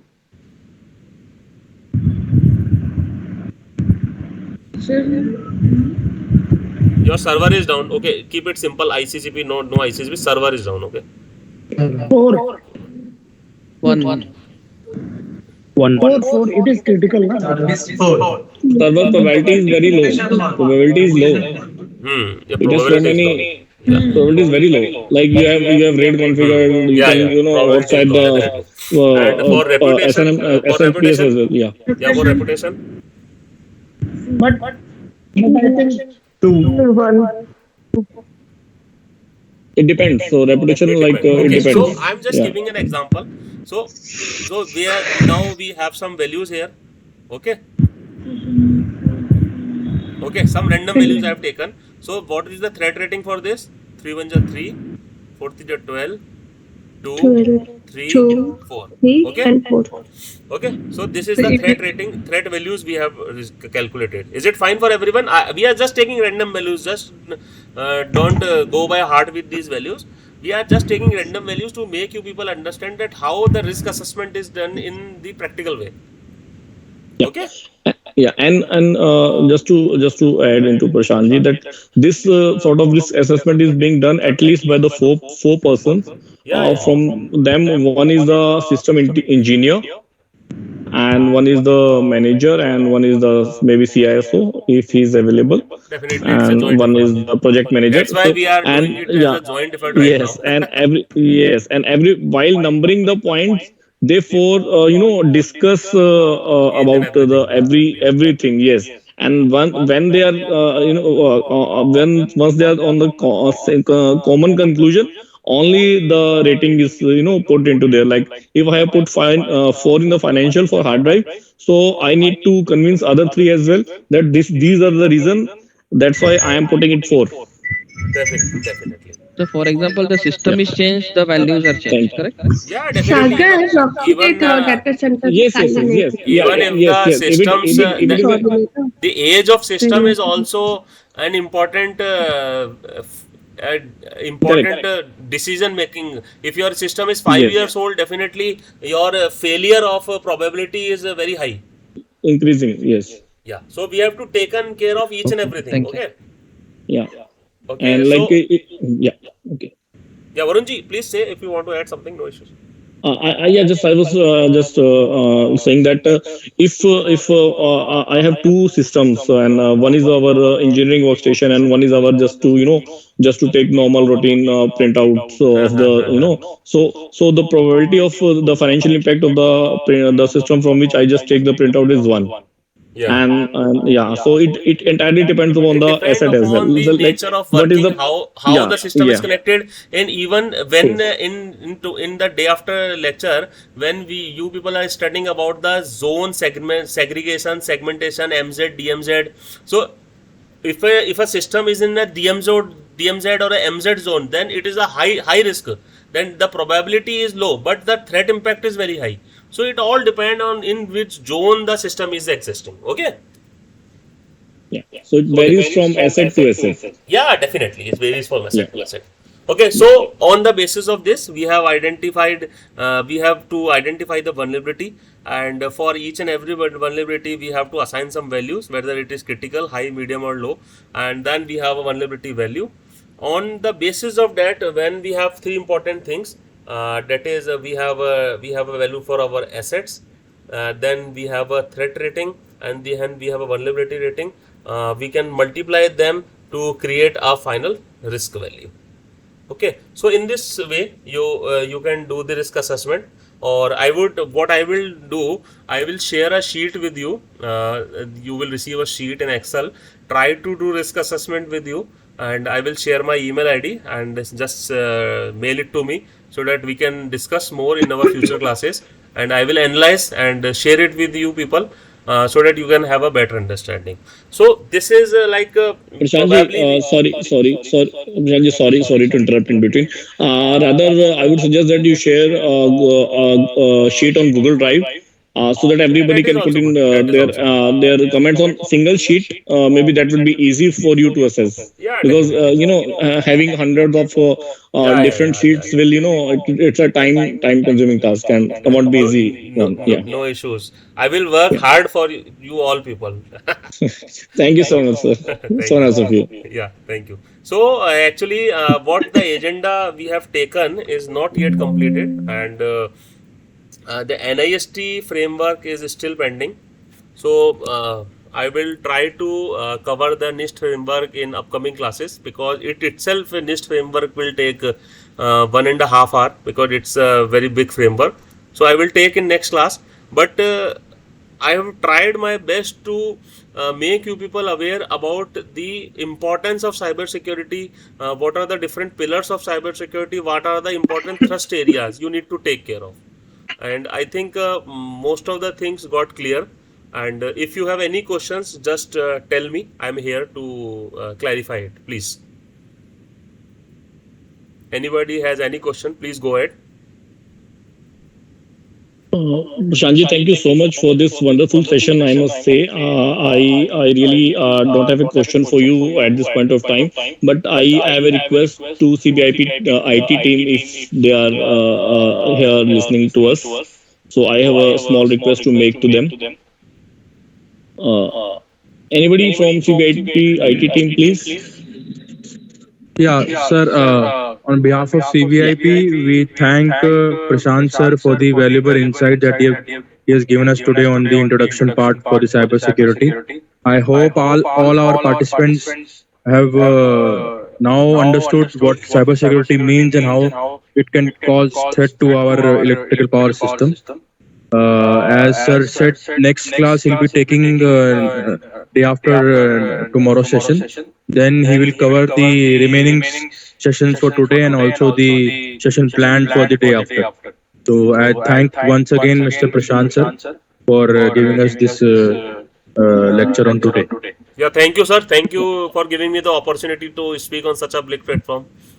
Yeah, Thank and you. Thank you. sir, I have a small request. I have a small request. So that from now onwards, it will be better if CBIB IT team can send teams invite for the particular session. So it is very easy and to send customized teams invite for the meeting. And if they need any kind of assistance, so they may please ping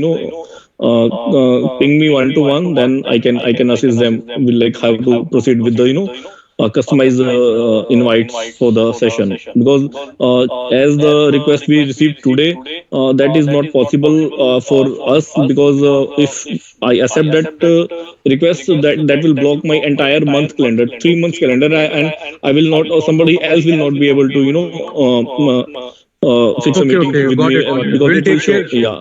We'll take care Yes, about sir. that, sir. No issues, sir. Yes, sir. And if any kind of assistance is required, please let me know, sir. I'll be happy to assist. Sure, sure. Thank you. Chetanji want to ask something. He raised his hand. Please, Chetanji. Yeah, and actually, my one of the small request from my side, whatever you share the document or detail on the team, we request to share the on WhatsApp also. So sometimes maybe we miss out, so we can get it from the WhatsApp also. Definitely, I think they will be taking care of that, sir. Yeah, yeah. Please, thank you so much. Sir, we'll take care about that, sir. No issues. In addition to this, we are recording and the PowerPoints will be sharing some documents also, right? To go through the about the cybersecurity. In the preliminary phase, we'll be sharing the presentation and the recordings with you, sir. And along with that, we'll have one question answer session, as also said by Chairman CA. So we'll have one question answer session, which the questions will be prepared by the experts, and we'll have you'll have to answer all those questions. So question answer sessions and PPT and the recording of the session will be provided to you, sir. Sir, I have one question. Yeah, please. Sir, just now you told the class will be day after tomorrow or tomorrow? So I think as per schedule it is day after tomorrow, but I will not be taking that class. Tomorrow. My class As is per on schedule Sunday. should be tomorrow. I don't know, but whatever class is there, it's tomorrow. As per schedule. Yeah, it is I tomorrow. think I think they write Sir, it is tomorrow. Tomorrow there is a class, sir, from 6 to 8. Tomorrow there is a class, sir, and it will be Day after taken. tomorrow, I think there is no any class as per the PDF So schedule. since we started on Tuesday, sir, today is Tuesday. So we have planned like this. We'll be doing classes on Monday, Wednesday, Friday, Saturday, or Sunday. So this time we are doing it Tuesday, Wednesday, Friday, and then Sunday. And next week we do like alternate like this.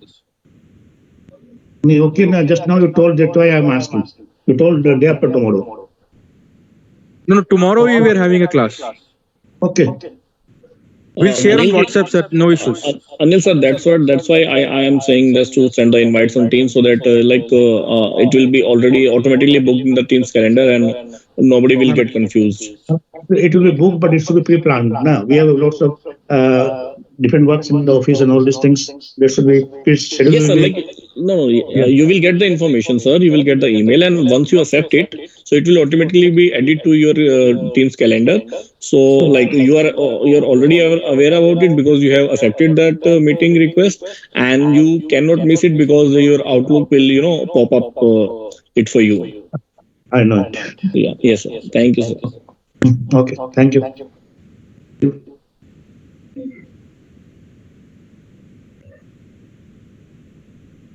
Okay, thank you, sir. Thank you. So shall we disconnect the session, sir? Yes, sir. Yes, Okay, sir. so thank you everyone. We will be meeting again on So Sunday thank you, at 10 sir. o'clock, Thank you so much. taking and discussing a lot of things. Thank you, Prasantji. Thank you so much. Thank you, Prashant sir. Thank you, Prashantji. Thank you, sir. Thank you. Thank you. Thank you. Thanks a lot. Thanks a lot. Thank you. Thank you, Prashant ji, for the wonderful session. Thank you, Varanji. It was indeed a good session, I must say. Thanks. Bye bye. Bye bye.